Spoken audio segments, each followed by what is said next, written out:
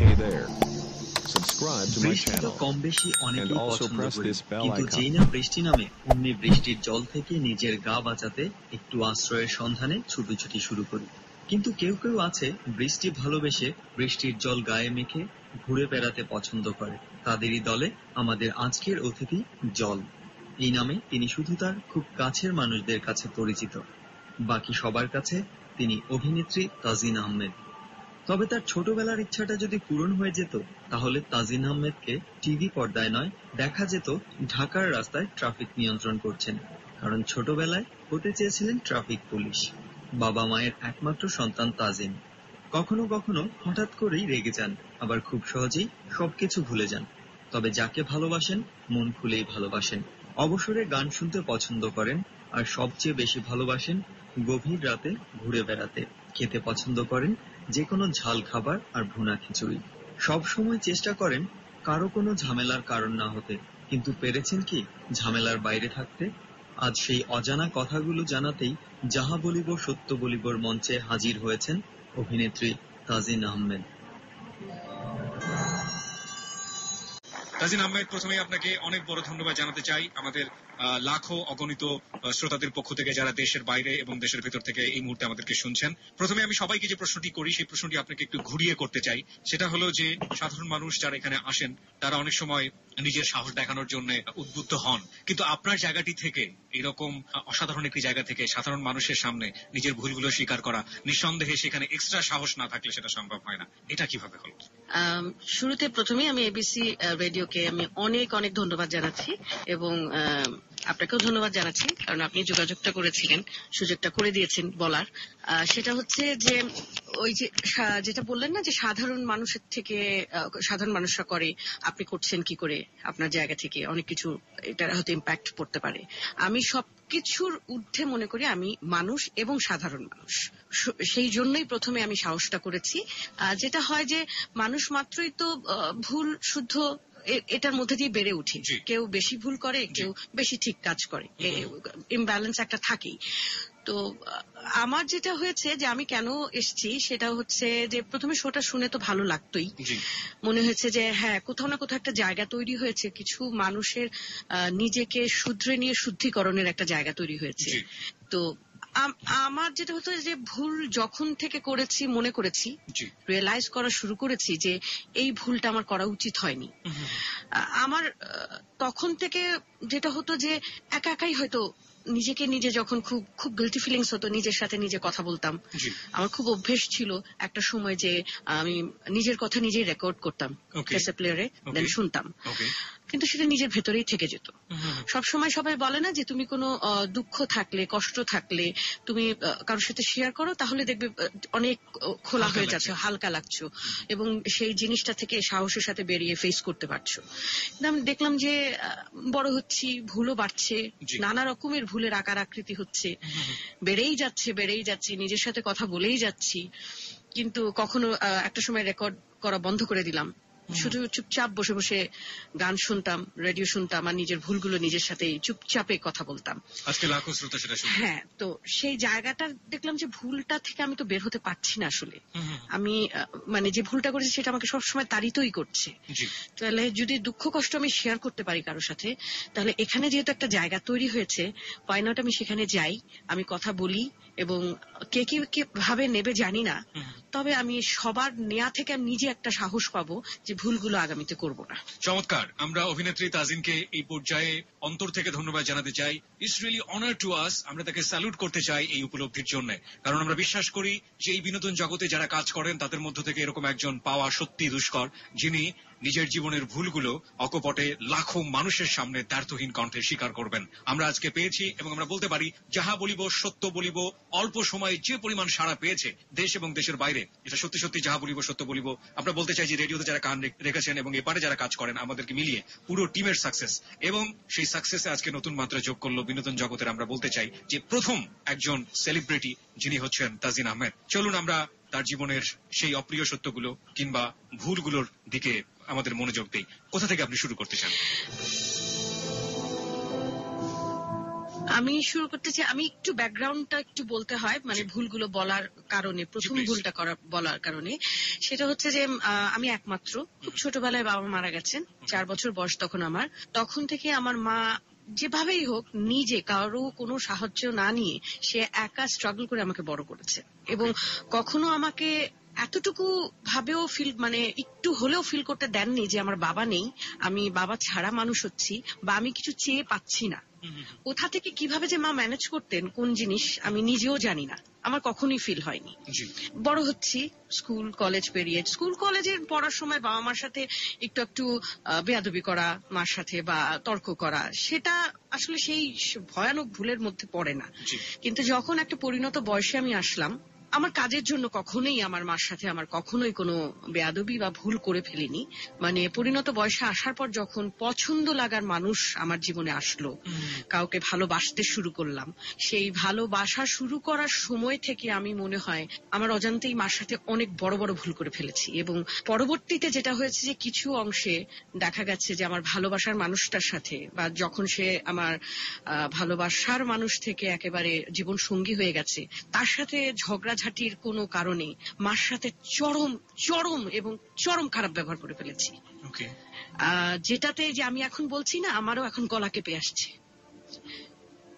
আমি আসলে আমার মার সাথে অনেক খারাপ ব্যবহার করে ফেলেছি, যেটা আমার উচিত হয়নি, মানে একেবারেই উচিত হয়নি।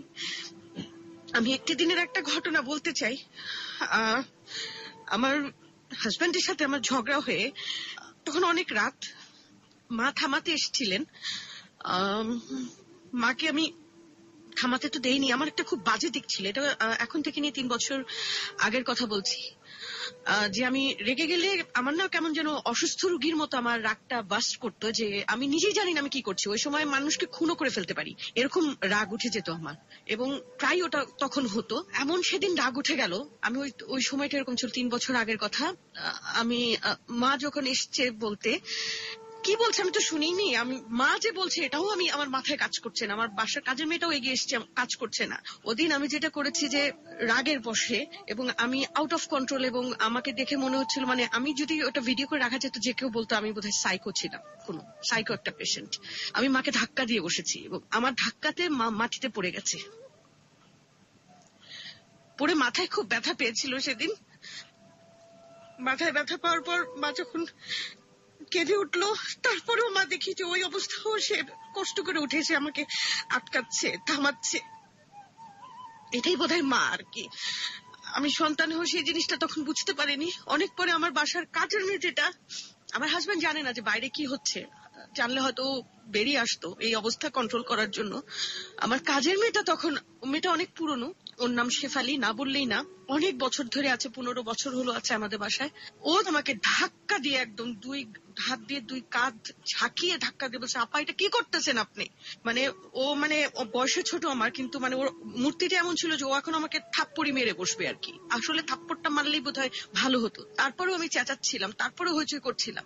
হঠাৎ করে যখন দেখলাম যে মা আসলে ব্যথা, আমার চেহারাটা, মাথায় এত ব্যথা পেয়েছে, চেহারা চেঞ্জ হয়ে গিয়েছে ব্যথার চোটে, তখন আস্তে আস্তে আমার সেন্স আসলো। আমার একটা ইয়ে আছে যে খুব সহজে রেগে যেতাম, এবং খুব দ্রুত সেই রাগটা পড়ে যেত, মানে সেন্সে ফিরে আসতাম। খুব খুব খুব বাজে একটা দিক, এবং এটার কারণে আমি অনেক ভুল করেছি, শুধু নট অনলি মায়ের সাথে, অনেক বড় বড় জীবনে ভুল করে ফেলেছি। পরে সেন্স এসছে, পরে আসলে 3 বছর আগের ঘটনা, কিন্তু এখনো আমার মনে হয় যে ক্ষমা চেয়েও, মনে হয় মাকে বলেছি ক্ষমা চেয়েছি, কিন্তু আমার মনে হচ্ছে ক্ষমা চাওয়া হয়নি আমার মার কাছে এখন। আপনি কি মানে আজকের এই অনুষ্ঠানের মধ্য দিয়ে আপনি আপনার মাকে এই সিচুয়েশনে কিছু বলতে চান? হ্যাঁ, বলতে তো অবশ্যই চাই যে আমি আসলে এই জায়গাটা থেকে আমি মনে করি যে আমি সন্তান নামের কলঙ্ক একটা। এই দিনটার ঘটনার জন্য আমি মাপ চেয়েও, আম্মা তোমার কাছে মাপ চাওয়া হবে না, কিন্তু তুমি তো মা, যদি পারো আমাকে ক্ষমা করে দিও। আমি মানে জ্ঞান তো কোনো কিছু করিনি। ওই দিনের ঘটনার পর থেকে আমার যে এই জিনিসটা হয়েছে, যে আমি আস্তে আস্তে গত 2.5 বছর হলো আমি নিজে, অনেকে আমাকে বলেছে তুমি কোয়ান্টাম করো, এটা করো, সেটা করো, তুমি অনেক কন্ট্রোলড হবা, তোমার দরকার, তোমার মাথা এত গরম হয়ে যায়, নানা রকম আমার লাইফে চড়াই উতরাইয়ের কারণে। তো আমি করিনি। আমার মনে হচ্ছে যে আমার নিজের মানসিক জোরের উপরে আর কোনো কিছুই নাই। আমি এটা যে কোনো অ্যাডিক্টেড পার্সনদের ব্যাপারেও বলবো যে ট্রিটমেন্ট ডাক্তারের কাছ থেকে নেওয়ার আগে নিজের ট্রিটমেন্ট নিজে করো। নিজের মানসিক জোরের উপরে কিছু নেই। আমি তখন ওই নিজেকে নিজে মানে টিচ করা শুরু করলাম যে কিভাবে আমি কন্ট্রোল করব।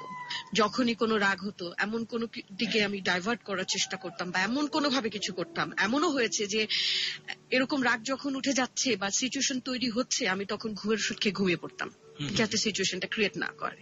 হাজবেন্ডের হয়তো এমন কোনো কথা আমার রাগ চড়ে গেল, তখন আমি ঝগড়ার দিকে না যে কি করব, আমি একেবারে অন্য প্রসঙ্গে চলে যেতাম বা বাসা থেকে বেরিয়ে আমার বন্ধুর বাড়িতে চলে যেতাম। অথবা আমি একটা স্কুল বেস প্রোগ্রাম করি, ওই টিমটা আমার আরেকটা ফ্যামিলির মতো, আমি ওদের সাথে যে টাইম পাস করতাম যাতে এটা থেকে বেরিয়ে আসতে পারি। নানাভাবে নিজেকে কন্ট্রোল করে করে জানি না কতটুকু এখন পেরেছি। এখন আমি ওই রাগ বছরে হয়তো কি একবারও কেউ দেখে না বাসার। আমি ওই রাগটা রাখতে চাই না, কারণ আমি ভাবতে চাই আমি আমার মায়ের অনেক কষ্টে মানুষ করা সন্তান। এই একটা ভুল।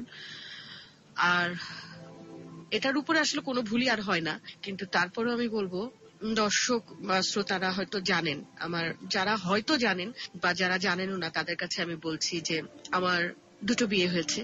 আমি ঠিক এই জায়গাটা থেকে ফিরবো, কিন্তু আপনি প্রথমে যে বিষয়টার অবতার কিছু মাথায় রেখেই কিন্তু আমাকে চলতে হয়। হ্যাঁ, আমি কারো কাছে সম্মান পেতে চাইলে আমাকেও সম্মানের জায়গাটা তৈরি করে দিতে হবে, নয়তো আমাকে কেউ সম্মান করবে না। তো সেইগুলো মাথায় রেখেই করা। তো যাই হোক, একটা ডিভোর্সের মেয়ের একা চলাটা অনেকটা। আমার ফ্যামিলি থেকে বলেছিল, কিন্তু আমার এই মা মানে এত আধুনিক মনের, এত মানে আসলেই স্বাধীন চেতা একটা মা, যার জন্য হয়তো খুব জঘন্যতম ভুল করিনি, কিন্তু ভুল সেটা নিজের কারণেই হয়েছে, কখনো ডিরেলড হয়ে যায়নি এত স্বাধীনতা পেয়েও। তো মা সবসময় বলতো যে ফ্যামিলি থেকে যত যাই বলুক বিয়ের কথা, তুমি যখন ফিল করবে যদি করতে চাও তুমি করবে, করতে না চাও আমি আছি, আমি থাকলেই তো হবে তোমার পাশে। হ্যাঁ, তো এই মাকে নিয়েই থাকছে। কিন্তু একটা সময় মনে হলো যে মাকেও অনেকে কথা শোনাচ্ছে যে মা আমাকে নষ্ট করে দিচ্ছে, মার কারণে আমি আরো নষ্ট হয়ে যাচ্ছি। আবার এমনও দেখা গেছে, খুব কষ্ট লেগেছে যে আমাদের ফ্যামিলিতে একটা অকেশন হলে ওই তাজিনকে ডাকো। তাজিন মানে হচ্ছে কি এখন অকেশনে যা যা লাগবে মানে ইভেন্ট ম্যানেজমেন্টের কাজ দেখা যেত আমিই করতাম একাই, সেই ছোটবেলা থেকেই এরকমই ছিলাম। আমার বাবার স্বভাবটা অনেক এরকমই ছিল, খুব বন্ধু সুলভ, সবাইকে আপন করে নেয়, একাই সব করে। তো দেখা যেত যে আমার ডিভোর্সের পর কোনো বিয়ের অনুষ্ঠান হলে আমাকে অশুভ ভেবে, আচ্ছা হ্যাঁ তুমি করবা, আচ্ছা তোমার তো অ্যাজমার প্রবলেম, আমার অ্যাজমা আছে, অ্যাজমার প্রবলেম, তুমি পারবা না খাটনি, আচ্ছা তুমি পরে করো। কিন্তু ইঙ্গিত গুলো ওরকম থাকতো যে তুমি ডিভোর্সি, তুমি একটা শুভ কাজে হাত দেবে। এগুলো আমার মাকে খুব কষ্ট দিত। তো ওই সময়টা আমার মনে হলো যে না, আমি করেছি ভুল, আমার ভুলের কারণে আমার ডিভোর্স হয়েছে, মানে মানুষ হয়তো ঠিক নির্বাচন করতে পারিনি, সেই জন্য ডিভোর্স আমাদের হয়ে গেল আমাদের মাঝে। সেটার জন্য আম্মা কেন সাফার করবে, যারা এত পুরো জীবনটাই শেষ করে দিল আমার জন্য। তখন আমি ডিসিশন নিলাম যে ওকে ফাইন, বিয়ে করবো কাউকে যদি সেরকম পাই। পেয়েছিলাম, বিয়ে করেছি। সংসারের মানে ভালো মন্দ নিয়েই তো সংসার, কম্প্রোমাইজ তো থাকতেই হবে দুপাশে, যে কোনো একজনের একটু বেশি একজনের একটু কম। এখানেও যে আমি বলবো যে জানি না সে কি বলবে, কিন্তু আমি যেটা বলবো যে হয়তো এখানেও কোনো আমার ভুল আছে যার জন্য ঝগড়াগুলো হয়েছে। তারপরও মানিয়ে নেওয়ার চেষ্টা করছি, কারণ সংসারটা করতে চাই বলে। আর যেটা বলবো যে এছাড়াও আমি যাদের নিয়ে কথা বলবো তাদের নাম আমি বলবো না, আমি আমার ভুল স্বীকার করছি, কারণ তাদের প্রতি রেসপেক্ট রেখে, তাদেরও একটা আছে, ভিউজ আছে, যেভাবে চান। আচ্ছা, আমরা ফিরবো, তার আগে এসএমএস পোলের রেজাল্ট আমরা একটু জেনে নিই। প্রিয় শ্রোতা, আমরা এসএমএস পোলের রেজাল্ট পেয়ে গিয়েছি। এসএমএস পোল নিয়ে কাজ করেছে এতক্ষণ আরজি সুমন এবং সাউন্ড এডিটর মঞ্জু। চলুন কম্পিউটার কি বলে আমরা একটু জেনে নেই। Yes, 95%. No, 4%. No comments, 1%. আমরা প্রশ্ন দিয়েছিলাম যে তাজিন আহমেদ তার মাকে আজকে লাখো শ্রোতাকে সাক্ষী রেখে সরি বলবেন। আমরা বিশ্বাস করি মা সবার কাছে একই রকম, এবং আমরা এটাও বিশ্বাস করি মা তার অন্তর থেকে সন্তানকে ঠিকই ক্ষমা করে দেবেন। তাজিন আহমেদ বহুবার তার কাছে, তার মনের দিক থেকে মার কাছে বহুবার ক্ষমা চেয়েছেন। ইনফ্যাক্ট তিনি যেভাবে শুরু করেছেন সেটা শুনেই মার অন্তর কেঁপে উঠেছে, আমি বিশ্বাস করি। তারপরেও আজকে তার মাকে আমরা চাই সে আমাদেরকে সাক্ষী রেখে সরি বলুক। সেটার জন্য পার্সেন্টেজ হচ্ছে 95%। আমি বলবো যে 95% লিসনাররা বলেছেন ইয়েস, হ্যাঁ আমাদের সামনে সে একবার সরি বলুক। আর 4% বলেছে হচ্ছে নো, এবং 1% হচ্ছে নো কমেন্টস। ওকে, আমরা অনুষ্ঠানের যে কোনো একটি পর্যায়ে তাজিন আহমেদের মার মুখোমুখি করাবো, আর আমরা একটু সামনের দিকে যেতে চাই তার অপ্রিয় সত্যগুলোর। হ্যাঁ, আপনি যেটা বলছিলেন সেটা হচ্ছে যে আমি দুজন মানুষের সাথে সম্পর্ক হয়ে আমার বিয়ে হয়েছে, দুজনের সাথে, কিন্তু তার মাঝেও যে কাউকে ভালো লাগে থাকেনি এই দুজনের সাথে পরিচয়ের আগে, হয়তো প্রথম জনের পরিচয়ের আগে বা দ্বিতীয় জনের পরিচয় সাথে বিয়ে হওয়ার আগে। আমি বলবো না যে একজনকে রেখে আমি আরেকজনকে ভালোবেসেছি, তা না। মাঝে আমার আসলে ওই যে রবীন্দ্রনাথের কথা আছে, বিশ্বাস, মানুষের উপর বিশ্বাস হারানো নাকি পাপ। এটাকেই মাথায় রেখে সবসময় চলেছি, কিন্তু পাপের পর পাপ করেই যাচ্ছি। বিশ্বাস করে জীবনে এতবার ঠকেছি, এত ভুল করেছি। আমার মার সাথে তো আমি খুব ফ্রেন্ডলি তো, এবং প্রতিটা সম্পর্ক নিয়েই আমি মার সাথে আলোচনা করতে পেরেছি। এটা একটা আমার যখনই যাকে ভালো লেগেছে, হয়তো শুরুতে বলিনি, মানে ভালো লাগার পর হয়তো কিছু পরে বলেছি, কিন্তু শেয়ার করেছি। কিন্তু মা যার যার ক্ষেত্রে ঠিক যা যা কমেন্টস গুলো করেছেন, পাত্তা দেয়নি, ইয়ে করিনি, না তুমি সবসময় খালি এরকম করো, সবসময় ভয় পাও, এরকম বলেছি। কিন্তু আসলে সেগুলোতেই চরম ভাবে ঠকেছি এবং চরম ভাবে ধাক্কা খেয়েছি।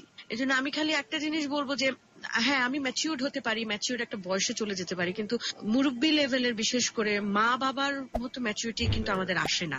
সেই জন্য তাদের সাথে যদি ফ্রেন্ডলি হয়ে কোনো কিছু শেয়ার করার পর তাদের একটা মতামত পাওয়া যায়, ওপিনিয়ন পাওয়া যায়, পরামর্শ পাওয়া যায়, সেটা নিয়ে মনে একটু ভাবা উচিত যে কোনো কাজের স্টেপ নেওয়ার আগে।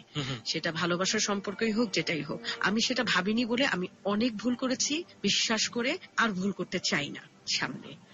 এটা গেল। আর আরেকটা আমার খুবই, এটা মনে হয় গত 1 বছর হলো আমি কন্ট্রোল করতে পেরেছি।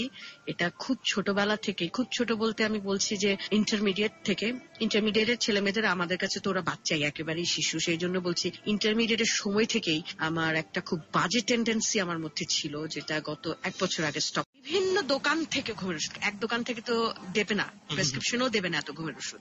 বিভিন্ন দোকান থেকে কয়েকদিন হলো জড়ো করতাম, তারপরে খেতাম। কতগুলো জড়ো করেছিলেন? প্রথম যেদিন খেয়েছিলাম সেটা খেয়েছিলাম 60টা ঘুমের ওষুধ। ও মাই গড, 60টা? হ্যাঁ, 7টা ঘুমের ওষুধ খেয়েছিলাম আমি তখন। এটা ইন্টারমিডিয়েট সময় না, সরি, এটা সেকেন্ড টাইম। প্রথমবার এমন কোনো কিছু ইয়ে হয়নি, কিন্তু করে ফেলেছিলাম। তো ভয়ানকটা করেছিলাম। আমি তখন একটা পত্রিকা অফিসে কাজ করছি, অনার্স এর শেষের দিকে আমি তখন পড়ছি। খেয়ে ফেলেছিলাম। আমার অনেকগুলো ছোট ভাই ছিল। আমি একটু ইনসিডেন্টটা জানতে চাই, কিভাবে আপনি প্ল্যানিংটা করলেন, কিভাবে আপনি খেলেন, একটু যদি আপনার কোনো সেটা সমস্যা হচ্ছে না যে থাকে। ওই যে বিভিন্ন জায়গা থেকে কয়েকদিন হলো কালেক্ট করলাম। কালেক্ট করার পর তারপরে যেদিন আমি খাবো সেদিন পত্রিকা অফিসেই আমার সব ওই ছোট ভাই যারা ছিল, আমি বলি ওদের নাম, ওরা আমার লাইফে অনেক একটা অংশ জুড়ে আছে। সেটা হচ্ছে আমাদের একটা গ্রুপ ছিল পুরো, আমাদের এই যে এখন যে স্টার সুমন পাটোয়ারি, সেও এই গ্রুপে ছিল। সুমন, ওমর, স্বরূপ, টুসি, রোজিনা মুস্তারিনও মারা গেছে, আমাদের মধ্যে নেই। শামীম শাহিদ এখন যে বাংলা ভিশনে আছে, পল্লব মোহাইমেন, আর আমাদের নাটের গুরু ছিলেন হচ্ছে কি সঞ্জীব চৌধুরী। হাতে খড়ি ওনার কাছে আমাদের। তো সবার সাথে আমি অফিসে কথা টথা বলে খুব, মানে আমি ছিলাম যে হচ্ছে সবাই খাবো, মানে কাজের পর খাওয়াও, খেতাম, আমার বাসায় চলে আসতো, খেতাম। ওই দিন অনেক খাতিরদারি বেশি বেশি করছি। আমার কথা হচ্ছে যে এই তো তোদের সাথে আজকে শেষ দেখা, আমি তো বাসায় যে শেষ হয়ে যাচ্ছি। আমি তারপরে টুসিকে বললাম যে টুসি, আম্মাকে দেখিস। বলে তুমি কই যাচ্ছ, কোন শুটিং এ যাচ্ছ? আমি বলছি যে না, যাবো। তখন বলছি যে কোথায় যাবো? আমি বলছি যাবো। ও খুব ট্যালেন্টেড ছিল, মানে আমার অনেক ছোট, কিন্তু আমাকে অনেক গাইড করতো। তো বলছি তুমি কি করবা বলো তো? আমি বললাম যে না কিছু না। আমি বললাম যে আম্মাকে দেখিস, সবসময় তার আমি আম্মার সাথে থাকতে পারি না, কাজ থাকে, ঢাকার বাইরে থাকি, দেশের বাইরে থাকি, আম্মাকে দেখিস।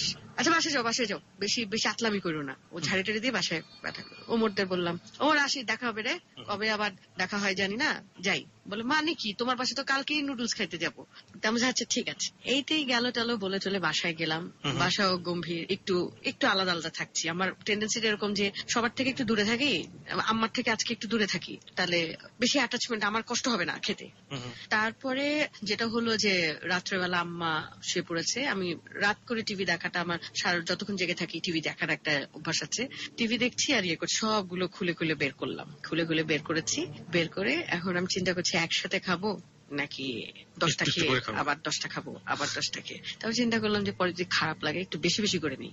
3টা ভাগ করলাম। 3টা ভাগ করে মুট করে প্রথমে দিলাম, কিছুক্ষণ খেয়ে কফি খেলাম, কিছুক্ষণ পরে আবার আরেক মুট খেলাম, কফি খেলাম, তারপরে আবার আরেক মুট খেয়ে বললাম যে আর কফি না খাই তাহলে তো আবার ঘুমাবো না, মরেও যাবো না, জেগে থাকবো কফি বেশি খেয়ে ফেললে। ওটাও মাথায় কাজ করছে। মানে বলবো যে ক্রিমিনাল একটা টেন্ডেন্সি আমার মধ্যে তৈরি হয়ে যায় সুইসাইড যখন করতে যাই। খেতে তো আমি কাগজগুলো আমি ভুলে খাটের তলে মানে বেডের তলে রেখে ফেলেছিলাম। সকাল হয়েছে মানে ঘুমোতে ঘুমোতেই হয়তো হয়ে গেছে আমার মাঝরাত, মানে বিছানায় যে একেবারে শোবার আগে মাকে দেখে আসলাম। হ্যাঁ, দাঁড়িয়ে দাঁড়িয়ে মার দরজার কাছে নিজে নিজে একা একা কথা বললাম, মানে চুপ করে। তারপরে আসলাম, আমার নানা ভাই বুবুর ছবি ঘরে টাঙানো আছে, আব্বার ছবি, তাদেরকে সালাম করলাম, মানে প্রি প্ল্যান। আসলাম, এসে ঘুমালাম। আর তারপরে জানি না, পরে আমি দেখলাম যে আমার যখন সেন্স ফিরেছে, সুমন, ওমর, পল্লব ভাই এরা দাঁড়ানো, টুসিও দাঁড়ানো, আম্মা দাঁড়ানো, এবং ডাক্তার আমাকে ভয়ানক ভাবে গালাগালি রীতিমতো করছে আর কি। মানে অলরেডি আমার ওয়াশ করানো হয়ে গেছে আমাকে। মানে আপনি জানেনও না কিভাবে কোথা থেকে ওয়াশ করা? আমি জানি না। আমার যখন সেন্স ফিরেছে, চোখ খুলেছে, আমি দেখছি যে এই অবস্থা, কিন্তু আমি বারবার টলে টলে পড়ে যাচ্ছি ওয়াশ করানোর পর। আমি এই ধরনের ঘটনার মুখোমুখি হয়েছি বহুবার এই ধরনের অনুষ্ঠানের স্বার্থে, কিন্তু আমি যতবার শুনেছি সেটা হচ্ছে যে ওয়াশ করানোর যে স্টেপটা থাকে সেটা খুব ভয়াবহ, এবং ওই সময়টাতে যে পেইনটা পায়, ওই পেইনটা যদি ওকে জানানো যায় যিনি সুইসাইড করছেন, যদি একটু হলেও আঁচ পায় যে কি পেইনটা ও পেতে যাচ্ছে, তাহলে জীবনও সুইসাইড করবে না। কিন্তু আপনি এটা টেরও পাননি, এবং সবাই বলছে আপনি কি পরিমাণ সেন্স। হ্যাঁ, ওই দিন আমি এরকমই ছিলাম যে টের পাইনি। গেল, অনেক গালাগালি করলো, ইয়ে করলো, সবাই মিলে গালাগালি করলো। বাসায় ফিরলাম, মানে আমরা আমাদের বাসাটা এরকম ছিল যে আমাদের 4 তলা বিল্ডিং, 4 তলায় মামা থাকে, 3 তলায় আমরা, 2 তলায় খালা, 1 তলায় শুধু ভাড়াটে ছিল। বাসায় এসেছি, বাসার সবাই জানে আমার মা মানে আসলেই আমার মানে জন্মের আগেই বোধহয় মানে পেটে থাকা অবস্থায় বোধহয় কোনো পুণ্যি করেছিলাম, যার ফল আমি এই মাকে পেয়েছি। মা বাসার সবাইকে, খালা মামাদের বলেছে যে আমার অ্যাজমার জন্য প্রায় আমাকে হসপিটালে নিয়ে যেতে হতো, নেবুলাইজ করতে হয়, ইনজেকশন দিতে হয়, অক্সিজেন দিতে হয়। মা বাসায় বলেছে ওর খুব অ্যাজমা উঠে গিয়েছিল, তাই ভোরবেলা ওকে হসপিটালে নিয়ে গিয়েছিলাম। আর আমি হসপিটালে কাউকে জানাইনি, খালা মামা কাউকে না। আর আমি হসপিটালে যাওয়া মানেই আমার সেই বাহিনী, মানে সুমন, ওমর, স্বরূপ, পল্লব ভাই সবাই চলে আসতো হসপিটালে। ওরা সারা রাত ডিউটি দিত আম্মার সাথে। আপনি বাসায় গেলেন, বাসায় যাওয়ার পর কি হলো আমরা জানবো। আমরা এসএমএস পোলের রেজাল্ট একটু জেনে নিই। প্রিয় শ্রোতা, এসএমএস পোলের রেজাল্ট চলে এসেছে, চলুন দেখা যায় কম্পিউটার কি বলছে। কত পার্সেন্ট মানুষ মনে করে যে মা বাবা যেটা মনে করেন সেটা মনে করার পরেও, সেটা সন্তানকে বলার পরেও সন্তান সেটা মানে না, এবং জীবনের একটা পর্যায়ে গিয়ে তারা বুঝতে পারে যে মা যেটা বলেছিল, বাবা যেটা বলেছিল সেটাই আসলে ঠিক। কত পার্সেন্ট মানুষ, চলুন জানা যাক। Yes, 95%. No, 4%.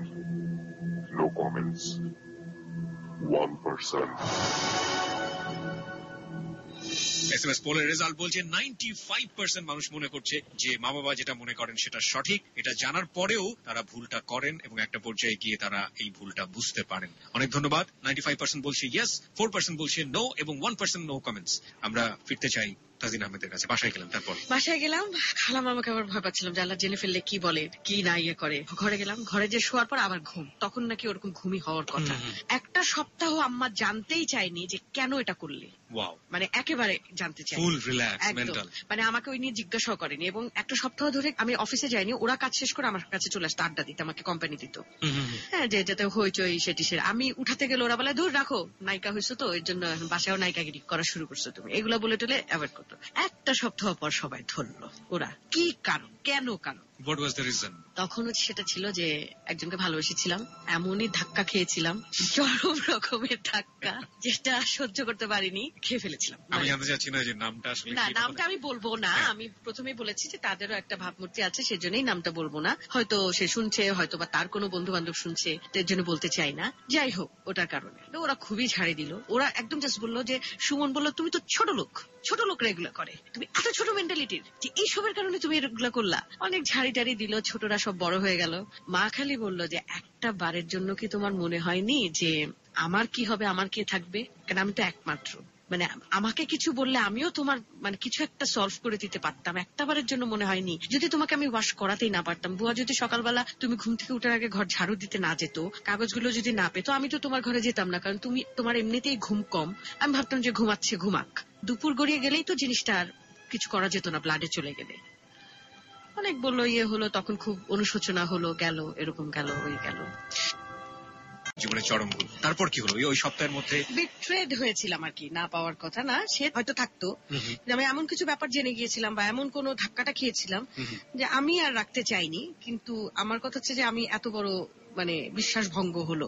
এই বিশ্বাসভঙ্গ ব্যাপারটা কিন্তু সব ভালোবাসার মধ্যেই কিন্তু অনেক বড় একটা পেইন হয়ে দাঁড়ায়, যে একজন মানুষকে আমি যখন দেখছি এভাবে, চিন্তা করছি এভাবে, এবং সে আমার সামনে নিজেকে প্রেজেন্টও করছে এভাবে, কিন্তু যখন ভেতরের দিকে জেনে গেলাম অপ্রিয় সত্যগুলো, তার অপ্রিয় সত্যগুলো জেনে গেলাম, সেটা রিসিভ করা সত্যি অনেক বেশি কষ্টের। অনেক কষ্টের। আচ্ছা, আপনার জীবনে এটা হলো, কিন্তু পরিবারকে আপনি সামাল দিলেন কিভাবে? পরিবারকে যেটা ওটা আমি তখন আগে যেটা হলো যে হ্যাঁ নিজের মধ্যে বেশ অপরাধ বোধ বেশ কিছুদিন কাজ করলো। জি। হ্যাঁ না ঠিক এরকমই যখনই অফিসে যেতাম সব আমার বাহিনী পিচ্ছিরা হলে ওই সময় তো ওরা প্রত্যেকে গার্জিয়ান হয়ে গেল আর কি, তখন ওদের কাছ থেকে নানা রকম ঝাড়িয়ে যাই হোক মোটামুটি বিপদের সময় বন্ধুরা অনেক ভালো সাপোর্ট দিয়েছে। ওরা আমার লাইফের বিশাল একটা অংশ জুড়ে আছে।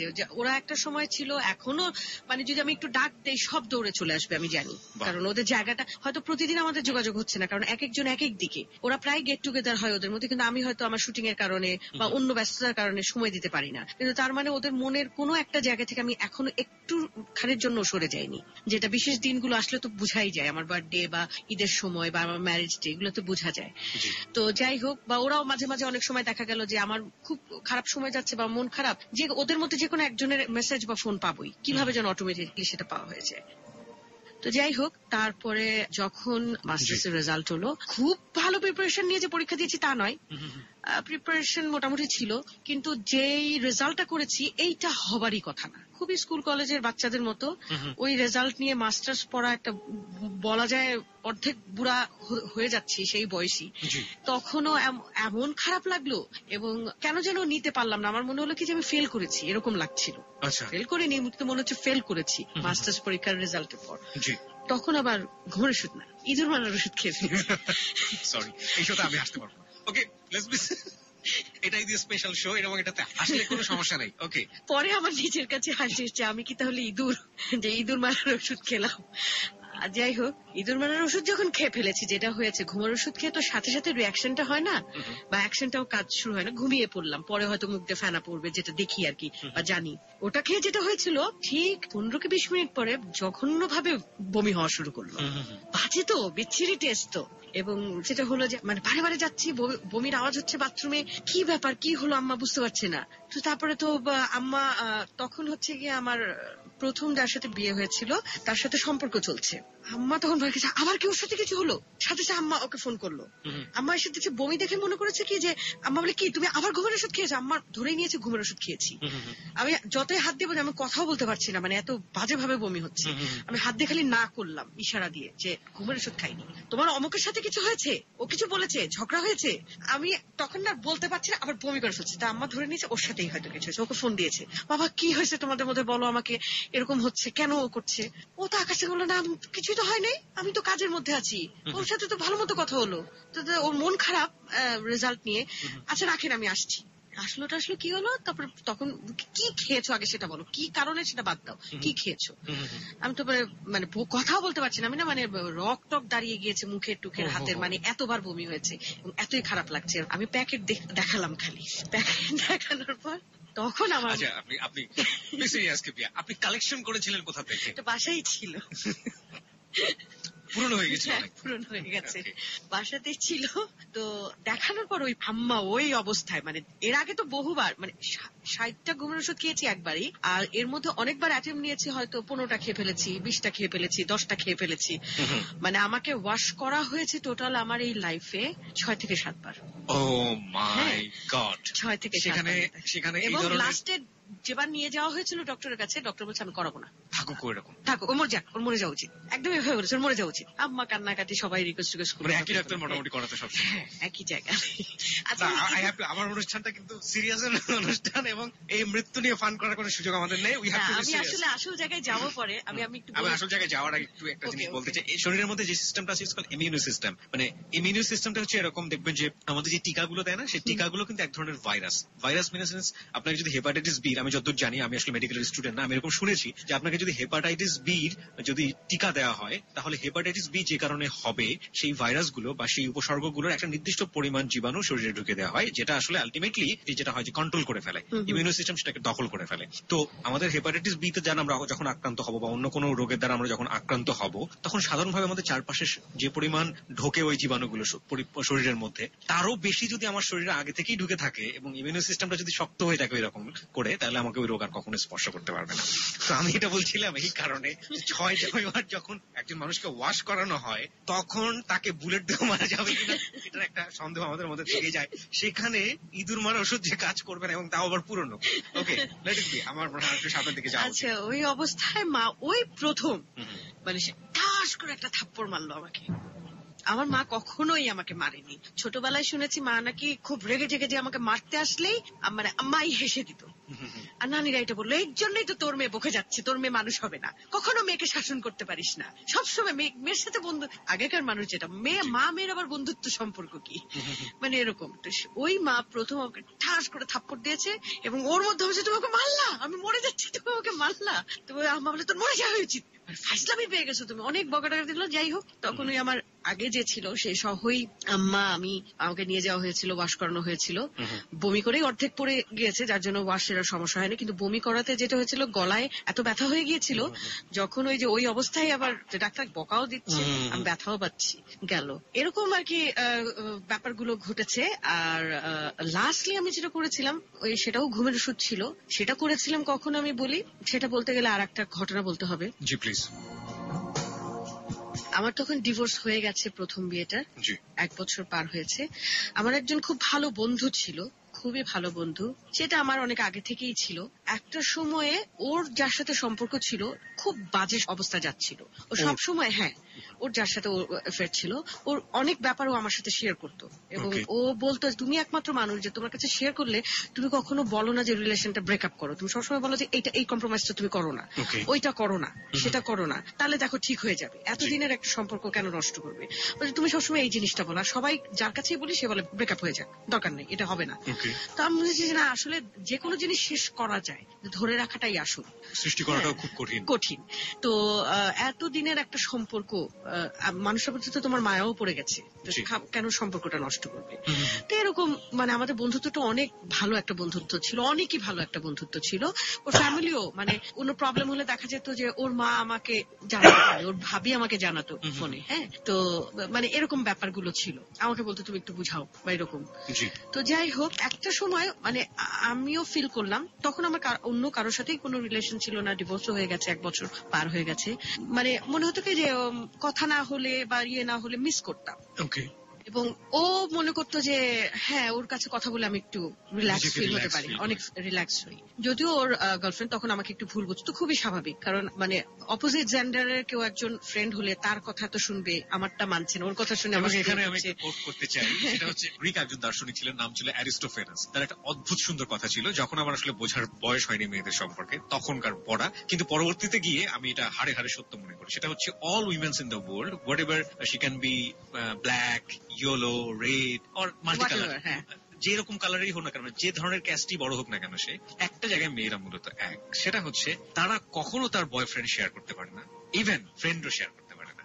মানে ব্যাপারটা হচ্ছে এই জায়গাটায় তারা ন্যাচারালি এক। আমি জানি না আপনারা আপনাদের জায়গা থেকে কিভাবে ফিল করেন, তবে এটা ঠিক যে মেয়েরা নিজের জায়গাটাতে অন্য কাউকেই কখনোই, নিজের আপন বন্ধুকেও কখনো এন্টার করতে দেয় না, সে যে কোনো বিষয় হোক না কেন, ন্যাচারালি এই জিনিসটা এরকম।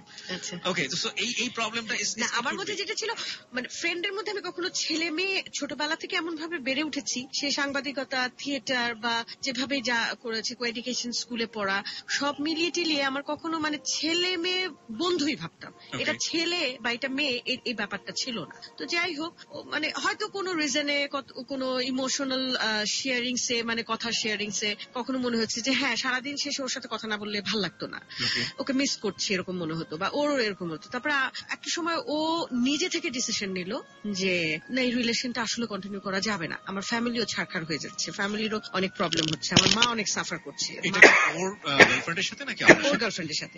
ও আমাকে সেটা বললো, জানালো যে এত মানে ওর কাজকর্ম সব ডিজাস্টার হয়ে যাচ্ছে। তো ও আমাকে বললো যে মা তো মেনে নেবেই, আমি জানি, কিন্তু পরের বিয়ে করে ফেললে মার সাথে ও মানিয়ে চলাটা একটা ব্যাপার হয়ে দাঁড়াবে, আর অনেক কিছু আমাকে ডমিনেট করবে আর কি, সেটা আমার মানে যা প্রবলেমস ও শেয়ার করলো আর কি। আমি বললাম যে ওকে ফাইন, তুমি না করে দিতে চাচ্ছ, মানে না করে ফেললে ও আবার আমাকে শেষ করে ফেলবে, মানে ও হচ্ছে পাগল টাইপের ভাবে, কেন আমার সাথে থাকবে না, যত যাই হোক আমার সাথেই থাকতে হবে, মারপিট করেও থাকতে হবে, এরকম ব্যাপার। তো ও লাভ করতো, হয়তো ওরও একটা ম্যাচুরিটি কোথাও কাজ করেছে যার জন্যই ওদের মধ্যে এত কিছুর পরেও টেকেনি সম্পর্কটা। তো ও তখন বলে যে আমি না করে দেবো। আমি ওকে ফাইন, ধীরে সুস্থে না করবে, ভালো কথা, ধীরে সুস্থে। হুট করে না বলেই দেয়া যায়, তুমি না করার আগে কয়েকবার ভাবো, ওকে ঠান্ডা মাথায় একবার বোঝানোর চেষ্টা করো, বল না তুমি চিনো না, ওকে ঠান্ডা মাথায় বোঝানো যাবে না, মানে একদম হুলস্থুল লাগিয়ে দেবে। আমি বলছি, তাহলে তুমি ভাবো যে কি নাটা কিভাবে বললে তোমার সমস্যাটা হবে না। ওকে, হ্যাঁ, বলে আমি বিয়ে করে ফেলি। আমি বলছি, আরে এটা কেমন হলো? ও যে বিয়ের ওখানে এসে তোমার সাথে ঝামেলা করবে না তার কি মানে? বিয়ে করে ফেলবা কেন? এটা কোনো সমাধান হলো? তো তুমি তো তখন ভিলেন হয়ে যাচ্ছ। রাইট। তুমি তাহলে বিট্রে করবা ওর সাথে। বিট্রে করবা কেন? তোমাদের যেটা নিয়ে ঝামেলা হচ্ছে সেটা যতই মারপিট করুক, ও ঝগড়াঝাটি করুক, যাই করুক, হইচই করুক, তুমি ঠান্ডা মাথায় বোঝানোর ওয়েটা বের করো যেভাবে হোক। ওকে, হ্যাঁ। বিয়েটা করার কথা বলছিল সেই মুহূর্তে সে কাকে বিয়ে করতে চাচ্ছিল? কোনো তখনও ঠিক নেই, মানে আলটিমেটলি বিয়েটা করে ফেলেছে। হ্যাঁ, বিয়েটা করে ফেলি। ওকে, তারপর একদিন এরকম গেল না হচ্ছে না, কাজের ডিস্টার্বেন্স, তোমার কাজ কিন্তু খারাপ হচ্ছে ইদানিং, হ্যাঁ কাজ কিন্তু ভালো, তুমি হবে কি করে? আমি তাহলে তুমি হি ওয়াজ আ সেলিব্রিটি, রাইট? ওকে, তো সে বলছে যে, আমি বললাম যে কাজ থেকে কিছুদিন ব্রেক নাও, ফাইন। কখনো দেখা যেত আমার উপরেও বিরক্ত হয়ে যাচ্ছে, মানে আমি বুঝতাম যে মেন্টালি ডিস্টার্ব, তো হয়তো বিরক্ত হয়ে যাচ্ছে। তো ও একটা সময় আমাকে বললো যে তোমার এত ধৈর্য কেন, এত তুমি মানে আমার ব্যাপার তুমি এত হ্যান্ডেল করছো। আমার তো এখন কোনো ব্যাপার নেই, এখন বন্ধুর একটা ব্যাপার, সেটা যদি কোনো কাজে আসে, বলে তোমাকে তো সারাক্ষণ গালাগালি করে, এবার খুবই স্বাভাবিক, ওর জায়গায় থাকলে হয়তো আমিও করতাম। হ্যাঁ, সেটা বাদ দাও। ও যখন তোমার আলটিমেটলি একটা সময় জানবে যে আসলে আমি বন্ধুর বাইরে কিছুই না, সেরকম ব্যাপার নেই, না ওর কানে অনেকে অনেক কিছু দিয়েছে, আমি সেটা তো দিবেই, থার্ড পার্সনের কাজই তাই। আমি ওর ভুল একদিন ভাঙবেই যদি সত্যি এখানে কিছু না থেকে থাকে। তো তা গেল, তখন আমাকে হঠাৎ করে একদিন চরম খারাপ অবস্থা, আমি দেশের বাইরে কাজ করতে গেছি আমাদের একটা নাটকের টিম নিয়ে ব্যাংকক থেকে কাজ করে ফিরলাম, ওর জন্য অনেক গিফট কিনে নিয়ে এসেছি, ওর কাজে লাগে এরকম জিনিস। তো ও গিফটগুলো যেদিন দিতে গেছি, ওদের বাসাতেই গেছি, ও সেদিন আমাকে বলছে যে এরকম, তুমি আমাকে ছেড়ে যেও না, তুমি থেকো, একটু ওয়েট করো আমার জন্য। আমি তখন বললাম যে ওয়েট করবো, থেকো। ততদিনই ওর প্রতি না আমার ওই যে মানে একটা ওর সাথে সাথে থাকা, ওর অ্যাটাচমেন্টে থাকা, মানে ফোনে হোক, SMS এ হোক, কথা বলে হোক, যেভাবেই হোক, সেটা একটা তৈরি হয়ে গেছে, একটা আগ্রহ, মানে আমার অজান্তেই ওর প্রতি একটা সফট কর্নার আমার তৈরি হয়ে গেছে, মানে বন্ধুত্বের বাইরে। এটা আমি বুঝতে পারছিলাম, কিন্তু নিজেকে কন্ট্রোল করে রাখছিলাম, কারণ এটা উচিত হবে না। হ্যাঁ, যেহেতু একটা রিলেশন আছে, সেখানে আমার কিছু করা উচিত হবে না। ওর বাসায় গেছে গিফট দিতে, ও তখন আমাকে বলছে যে এরকম, তুমি থেকো, তুমি আমাকে ছেড়ে কখনো যেও না, ধৈর্য ধরো। আমি বন্ধু হয়েছে কি করতে ছেড়ে চলে যাওয়ার জন্য? আমি তো তোমার গার্লফ্রেন্ড না ছেড়ে চলে যাবো। বলছি যদি ওভাবেই তোমাকে অপেক্ষা করতে বলি, তা আমি একটু চুপ হয়ে গেছি, কারণ ভিতরে ভিতরে আমি একটু পছন্দ করে ফেলেছি অলরেডি তাকে। তখন আমি এটা কি করে সম্ভব, এটা তো খুব খারাপ হবে, আমি যে সম্পর্কটা এতদিন যাচ্ছি ঠিক ইনডিরেক্টলি।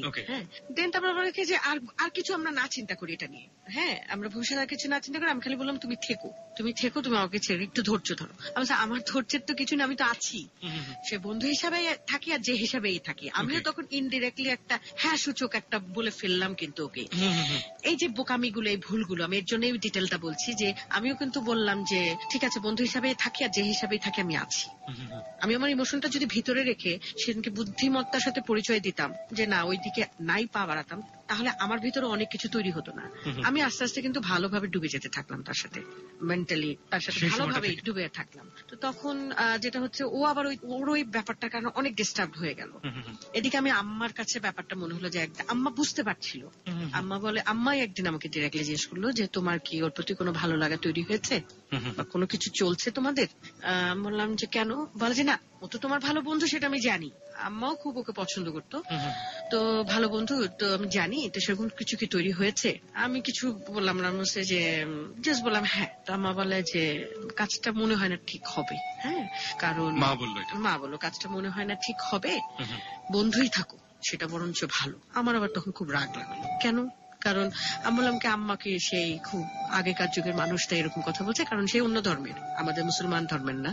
আমি আম্মাকে ওই জায়গা থেকে বলছে, আমার খুব রাগ লাগলো, গায়েও লাগলো। আম্মা তুমি এত ছোট মনের, তুমি এই কারণে নিশ্চয় না করছো? তো আম্মা হাসলো, হেসে খালি বললো যে এখন বুঝবে না, পরে বুঝবে কেন না করলাম। ভুল করো না, দ্বিতীয়বার আর ভুল করো না। প্রথমবার ভুলটাই তুমি অনেকদিন সাফার করছো, দ্বিতীয়বার আর ভুল করো না। তো বন্ধু থাকো, অনেকদিন থাকতে পারবে। তো কারণ ওদের বাসা অনেক গোড়া। হ্যাঁ, আম্মা বললো যে তুমি বন্ধু আছো বলে তোমাকে এখন একভাবে দেখছি, যখন তুমি জীবনে চলে যাবে তখন নাও হতে পারে। ওকে, প্রিয় শ্রোতা, Download more audio stories from wapsip.com, wapsip.com. তারপরে যেটা হলো, তো আমি আম্মাকে এটা বললাম যে আমি বললাম যে আম্মা তুমি শুধু অন্য ধর্মের বলে বলছো, তখন আম্মা হাসলো, বললো যে না পরে বুঝবে, বন্ধু থাকাটাই ভালো। তখন আমি আবার আরেকটা কাউন্টার দিয়েছিলাম যে তুমি যে আব্বাকে বিয়ে করেছো, তোমাদের 11 বছরের প্রেমের বিয়ে এবং তোমরা কিন্তু বন্ধুই ছিলে, হ্যাঁ, তো তাহলে তোমাদের কি করে হলো? বলে যে সব বন্ধুই হাজবেন্ড হয় না, আবার সব হাজবেন্ড বন্ধু হয় না। তো তোমার কোনো বন্ধুকে বিয়ে করলে হয়তো সে থাকবে, কিন্তু এই জায়গাটায় যে এই বন্ধুটাকে বিয়ে করলে বা তুমি যদি ওভাবে চিন্তা করে এগোতে থাকো, তাহলে তুমি আবার কষ্ট পাবে, তোমার হবে না এখানে। জানি না, মা তো বুঝতে পারে সন্তানের ব্যাপারটা, হয়তো সেজন্যই বলেছিল। বলে যে না তুমি হয়তো আর একটা বন্ধুর সাথেও সে তোমার হাজবেন্ড হতে পারে, কিন্তু আমার মনে হচ্ছে যে এখানে তোমার ঠিক হবে না। আমি খুবই রেগে গিয়েছি এবং আম্মার সাথে খারাপ ব্যবহার করিনি, কিন্তু খুব রাগ করে, মানে খুব দরকার ছাড়া কথা বলতাম না বেশ কিছুদিন। হ্যাঁ না ছাড়া। তো তারপরে দেখা গেল যে এরকম হতে হতে আমি কিন্তু মেন্টালি অনেক এগিয়ে গেছি এবং ও এগিয়েও গিয়েছে, আবার অনেক ডিস্টার্ব। তো যেটা হয় যে বন্ধু থাকা অবস্থায় এক ধরনের বন্ধু টেক কেয়ারিং হয়। যেমন আমি আমার বন্ধুকে যদি টেক কেয়ার করি, এই কিরে তুই খেলি না কেন, খাচ্ছিস না কেন, যা খেতে যা, ইয়ে কর, এরকম। আর যখন আমি তাকে একটু অন্য ধরনের প্রেম ভালোবাসার তৈরি হবে, সেই টেক কেয়ারিংটা আবার আরেক ধরনের। সেই টেক কেয়ারিংটা আরেকটা ধরনের টেক কেয়ারিং হবে। হ্যাঁ, খেতে বলছি, কিন্তু খাওয়ার মধ্যে অন্য একটা, খেতে বলার মধ্যে অন্য ব্যাপার থাকবে, টেক কেয়ার করার মধ্যে অন্য ব্যাপার থাকবে। ও কিন্তু আমার এই টেক কেয়ারটা পছন্দ, কিন্তু একটা সময় ওর কাছে এই টেক কেয়ারিং গুলো পেইন লাগতে শুরু করলো। এখন ওর মেন্টাল ডিস্টার্বেন্সে ছিল বলেই কি তখন লেগেছে কিনা, এটা আমি আজও আমি এটা খুবই গুরুত্বপূর্ণ প্রশ্ন করতে চাই এই জায়গাটিতে, এক ধরনের কনজারভেটিভনেস গ্রো করে কিনা। মানে ব্যাপারটা হচ্ছে যে যখন আপনার কাছে সে ফ্রেন্ড ছিল, it was very much liberal in a sense যে ঠিক আছে, হি ক্যান ফ্লাই, তার নিজের মতো করে চাইলে আরেকটা মেয়ের সাথে মিশতে পারবে, সে চাইলে আর 5 জন মেয়ের সাথে আড্ডা দিতে পারবে, তার পার্সোনাল লাইফ নিয়ে অত বেশি সমস্যা নাই। আপনি শুধুমাত্র একটা মেন্টাল হেল্পের জায়গা থেকে আপনি তাকে অবারিত হেল্প করে যাচ্ছেন।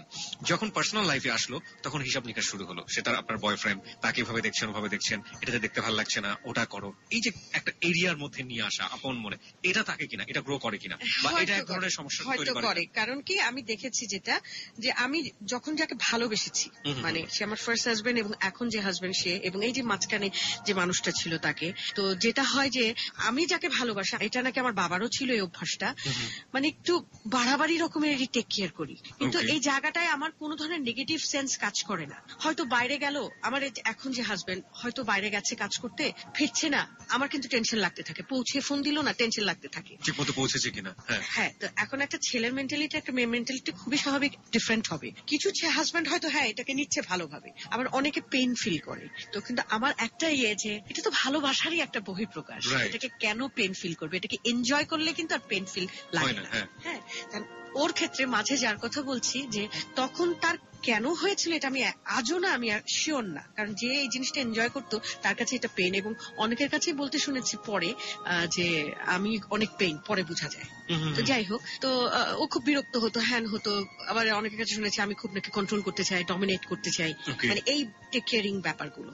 তারপরে ওর দেখলাম কি যে একটা সময় হঠাৎ করে ওইদিকে ওর যার সাথে এফেয়ার ছিল তার সাথে ওর সম্পর্কটা মানে একেবারে মানে ডিলিট হচ্ছে এরকম একটা ব্যাপার।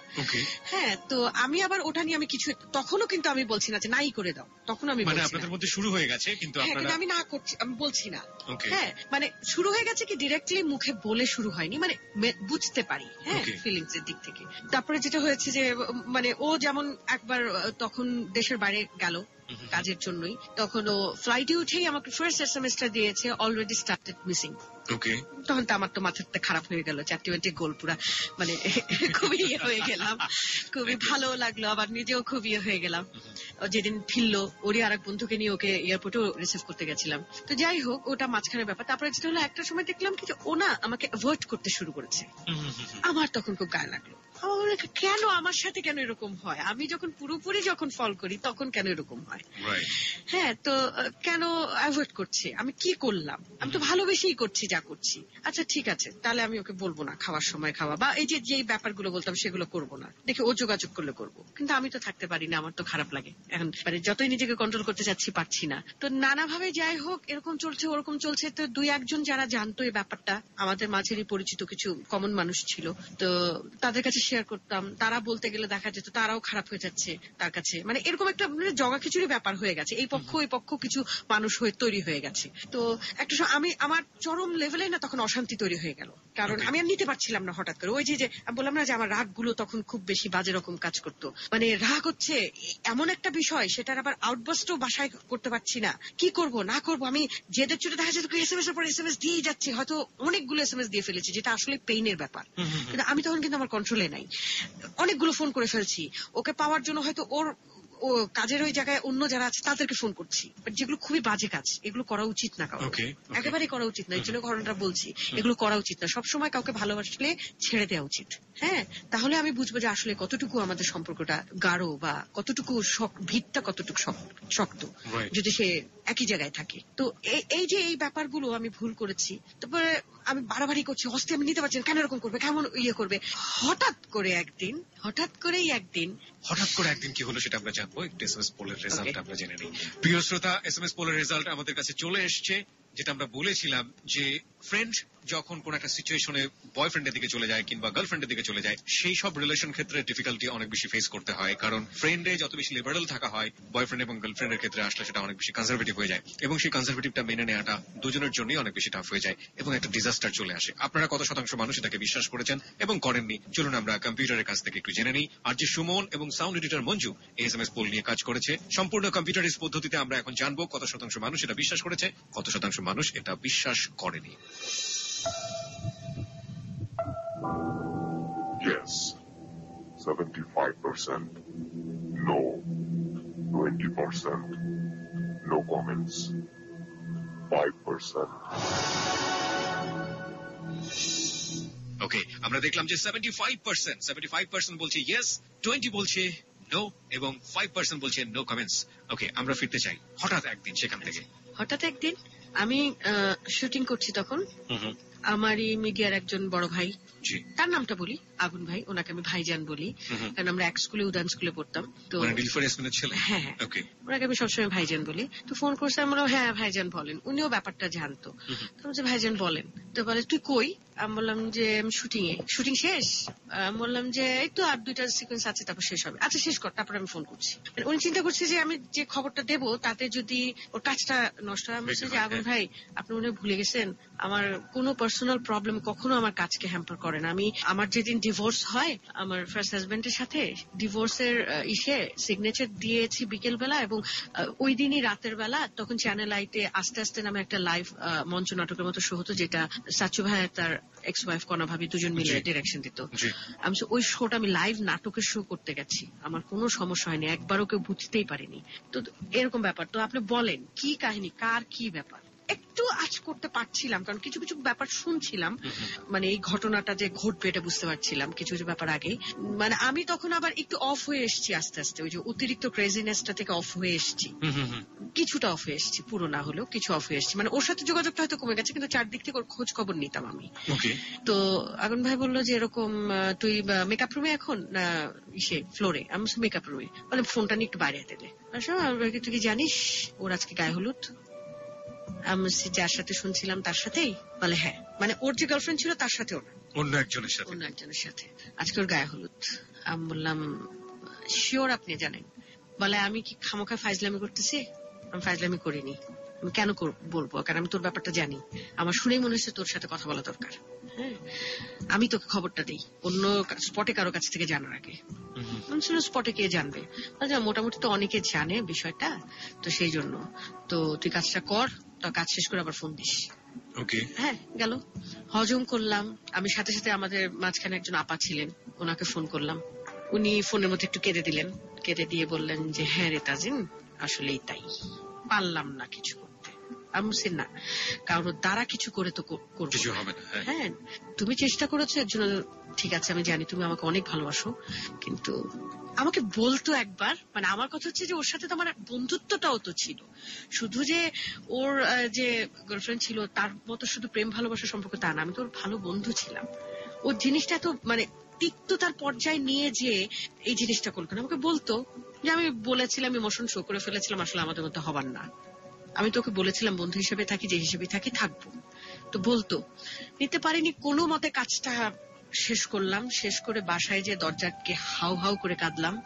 আম্মা দুবার নক করলো, তারপরে আর ডাকলো না, খেতেও গেলাম না ওদিন। আম্মার কিছু জিজ্ঞাসাও করেনি, যা বোঝার সে বুঝে নিয়েছে। এখন পর্যন্ত এই ব্যাপারটা নিয়ে জিজ্ঞাসা করেনি, শুধু জাস্ট পরে যখন নিউজটা জানতে পেরেছে পেপারের মাধ্যমে, তখন এসছে, তখন সে বুঝেছে যে কি কারণে ওদিন কেঁদেছিলাম।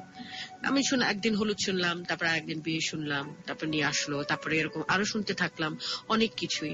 হজম করলাম, করলাম, নিজেকে নিয়ে ব্যস্ত থাকতে চেষ্টা করলাম, ভুলে যেতে চেষ্টা করলাম। এই মোমেন্টে আপনি কি জানলেন যে তার আগের যে গার্লফ্রেন্ড ছিল সে আপনার সাথে যোগাযোগ করেছিল কিনা? তার সাথে অনেক পরে আমার যোগাযোগ হয়েছে এবং অদ্ভুত ভাবে যোগাযোগ হয়েছে, এবং সে আমার এখন অনেক কাছের একজন মানুষ এবং আমাকে অনেক পছন্দ করে। ওই গার্লফ্রেন্ড সে দেশের বাড়ি থাকে, আমাকে অসম্ভব আদর করে। সে আমার চাইতে ছোট, কিন্তু আমাকে কেন যেন খুব আদর করে এখন। তারপরে যেটা হয়েছে যে গেল, সবই গেল, আস্তে আস্তে গেল। এই সম্পর্ক যাওয়ারও 1 বছরের মাথায় আর একজনের সাথে আমার পরিচয় হলো, যে আমার এখন হাজবেন্ড। সে আমরা একই স্কুলে পড়তাম, উদয়ন স্কুলে, আমরা ব্যাচমেটও ছিলাম। ওই অবস্থায় হয়তো ওকে আর একটা সেকশনের ছেলে হিসেবেই দেখতাম, কখনো ভাবিও নাই এই মানুষই আমার ঘরে আসবে। তো ও আবার, ওরও খুব ভালো বন্ধু, মানে যে বন্ধুটার কথা মাঝখানে বললাম। তো ও আমার সাথে অনেক দিন ও যোগাযোগ করেছে এই যে কি অবস্থা ওর, দেখি তো। হ্যাঁ, এবং ওরও অ্যাজমা আছে। ও শুনেছিল আমি কোন একটা অ্যাজমার ওষুধ ইন্ডিয়া থেকে এনে খাচ্ছি, যেটাতে আমার অনেক উপকার হচ্ছে। ও খুব ভোগে, তো এইটার কারণ দেখি ও ফোনটা করেছে। পরে আমি বললাম যে তোমার এটা আসলে ছুতা ছিল না, আমি পরে বলেছি।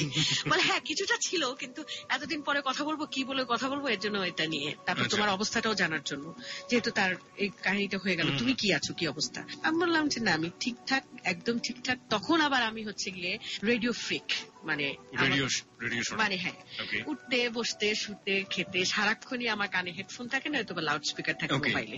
হ্যাঁ, এবং রেডিওতে আমার অনেকগুলো কাছের ছোট ভাই ছোট বোন আছে, যাদেরকে আমি একদম বিরক্ত করে ফেলতাম SMS দিয়ে, গান বাজানো নিয়ে। আমি একদম মানে সারাক্ষণই এটার সাথে থাকতাম। তো ওটা নিয়ে বললাম যে না, আমি এখন একটা অন্য জগৎ নিয়ে আছি, আমার অন্য একটা ভালো লাগা জগৎ নিয়ে আছি, যেগুলোর কারণে আমার ওই স্যাডব্যাগসটা আমাকে এখন আর কোনো রকমের হ্যাম্পার করছে না। কারণ কি, আমি এমন একটা ব্যাপার নিয়ে থাকতাম তখন, কাজ এবং গান যে মানুষকে, মানে আমাকে সবাই বলতো, আমাকে নুমাপা বিশেষ করে বলতো, যে মানে ফাহমিদা নবী, উনি আমাকে সবসময় বলতো তুই তো গান শুনিস না, তুই গান খাস। হ্যাঁ, তুই তো গান খাস। এত এভাবে কেউ গান শুনতে পারে? আমরা গানের মানুষ হয়েও মনে হয় এভাবে শুনি না।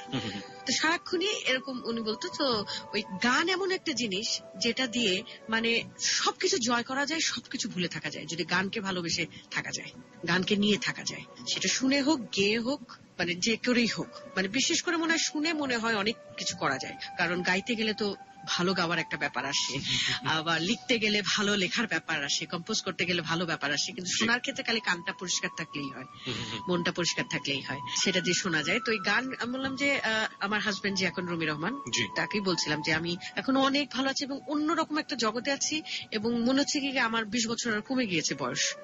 মানে এমন ভাবে থাকি সারাক্ষণ। এবং আমি খুব লাকি যে আমার রেডিওতে যে ভাই বোনগুলো আছে, ওরাও আমার সব অন্যায় আবদারগুলো এত সুন্দরভাবে মানে, আমি মানে মনে হচ্ছে যে রেডিওতে না থেকেও প্রত্যেকটা স্টেশনেই আমি আছি, এরকম একটা ব্যাপার। তবে ওকেও নিয়ে আমি একটা স্টেশনে গেলাম ঘুরতে, ও দেখে বললো যে আসলেই তো তুমি তো মানে মনে হচ্ছে যে এখানেরই অফিসেরই কেউ, এরকম। মাঝরাতে গেলাম, ওখানে মাঝরাতে একটা শো হচ্ছে, আমি খাওয়া টাওয়া কিনে নিয়ে ওদের জন্য গেলাম। তো এরকম আস্তে আস্তে ওর সাথে সখ্যতা হলো, ওর সাথে সম্পর্ক হয়। 3 মাসের মাথায় ডিরেক্টলি আমাকে বিয়ের প্রপোজ করলো।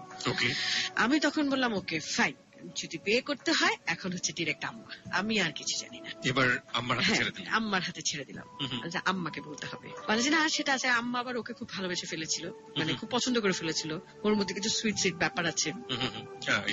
হ্যাঁ, তো তখন পছন্দ করে ফেলেছে আম্মা। তো আমাকে বললো যে না তুমি আগে কি বিয়ে করতে চাও, তুমি তো বলছিলা যে বিয়ে করতেই চাও না। আমি বলছি যে চাই। তখন বললো যে না তুমি যদি এই দেশে থাকো তাহলে তোমাকে বিয়ে করতে হবে, দেশের বাইরে চলে গেলে অন্য ব্যাপার। আমি না চাই, আম্মাকে বলো। আম্মাকে বললো, আম্মাও রাজি হলো। নুমাপা আমাদের বিয়েটা দিয়ে দিয়েছিল, ফাহমিদা নবী। সেটাও একটা চরম ইসের মধ্যে দিয়ে, যে আমরা চরম ঝগড়া করে দুজন আলাদা আছি, তখন সম্পর্কটা আসলে চলেই যায়, এরকম ব্যাপার। তো নুমাপা তখন বললো যে তাজিন এরকম আমি একটা মিউজিক ভিডিও করবো রে। নুমাপা, রাফি ভাই, নুমাপার সাথে 2টো মেয়ে সবসময় থাকে, পুতুল, এটা ক্লোজ আপের পুতুল না, অন্য পুতুল, ও গান করে। নুমাপার স্টুডেন্ট আর ফ্যান্সি নামে একটা মেয়ে আছে, এরা এই কয়জন মিলে প্ল্যান করেছে। প্ল্যান করার পর এর মধ্যে আমাদের যে সজীব ভাই আছে, চুল বড় সজীব, নুমাপা আমাকে ফার্স্ট বলে আমার একটা গানের মিউজিক ভিডিও ভিডিও করব আউটডোরে, তো এরকম তুই একটা লাল শাড়ি পরে আসবি। আর রুমিকে তো বলতে পারছি না, তখন আর কি অলরেডি আমাদের প্রেম টেম মানে গভীর পর্যায়ে, ঝগড়াঝাটি হয়ে ভাঙারও পর্যায়ে আর কি, এরকম মানে এমন ঝগড়া হচ্ছে আর হবে না। তো নুমাপা চাচ্ছিল যে আমার সাথেই ওর হোক, ও একটু মানে পাগলা অগোছালো লাইফ লিড করে, ওর জন্য তোকে দরকার। আর তোদের সম্পর্কটা এতদিন হয়েছে, তোর ভালোর জন্য, মানে এটা ভেঙে গেলে তোর আরো ক্ষতি হবে, মানে তুই আবার মেন্টালি ডিস্টার্ব হয়ে যাবি। তো তখন বলছে যে আবার মিউজিক ভিডিও করবে, তুই আয়। তা আমি বললাম যে নুমাপা, তুমি জানো আমাদের মধ্যে কি যাচ্ছে এখন অবস্থা। আমি আসলাম কাজের বেলায়, আমি আমার যে এক্স হাজবেন্ড ছিল সেও যদি এখন কোনো আমাকে স্ক্রিপ্ট পাঠায়, তার লেখা স্ক্রিপ্ট অন্য কেউ ডিরেকশন দিবে, আমি তাহলে কাজ করব, আমি অতটাই প্রফেশনাল। এখন রুমির সাথে আমি মিউজিক ভিডিওতে আমি পারফর্ম করতে পারি, কিন্তু রুমি তো করবে না। তুমি ওকে চিনো, ও কেমন ঘাটতারাও, ও জীবনে করবে না। বলে ওটার দায়িত্ব আমার, ওটা তোকে চিন্তা করতে হবে না। তুই খালি ওকে বললে, তো ও তো পাঞ্জাবি পরেই না একেবারে, ওকে বললে আরো লাল রঙের পাঞ্জাবি কখনোই কিনবে না। আমি অসম্ভব, তোমাকে মারতেও পারে লাল রঙের পাঞ্জাবির কথা বললে। তো বলছে যে তুই কিনে নিয়ে আয়। তা আমি আচ্ছা ঠিক আছে। আমি নুমাপা বুঝো, মানে সিনক্রেট যাতে না হয়, বলে আমার দায়িত্ব, তুই আমার উপর ভরসা নাই। আমি হ্যাঁ। বলে তোদের রাফি ভাই থাকবে, রাফি ভাই মিউজিক ভিডিওটা ডিরেকশন দিবে, তোরা করবি, আর বাদ বাকি সব রাফি ভাইয়ের দায়িত্ব। আমি আচ্ছা ঠিক আছে। বলে পুতুলরাও থাকবে, কোনো চিন্তা নাই, আমি হ্যান্ডেল করবো। আমি আচ্ছা ঠিক আছে। আমি আম্মাকে বললাম যে আম্মা এরকম নুমাপা একটা মিউজিক ভিডিওর জন্য ডেকেছে। আম্মা বলে যে যাও। আম্মা ফার্স্ট বলে তুমি মিউজিক ভিডিও করবা? আমি নুমাপা এখন মিউজিক ভিডিও করবো না, কিন্তু নুমাপা বলেছে আমি না করবো না। তো তখন বলেছে যে মডেল কে? আমি রুমি। বলে কি? আম্মা জানে যে কিরকম ঝগড়া এবং কি গিয়েছে। আম্মা বলে ও রাজি হয়েছে? আমি নুমাপা নাকি রাজি করবো? বলে যাও, আল্লাহ আল্লাহ করে মাথা ঠান্ডা থাকলে করো ঠিক মতো। আমার মনে না খুব আউটবার্স্ট নাই রাগের আর কি, এবং যখন কেউ মার সাথে রাগে একদম বোমা মানুষ হয়ে যায় মা, এটা কিন্তু একটা ভালো গুণ। অপরপক্ষ কিন্তু বেশিক্ষণ চিল্লাতে পারে না তখন।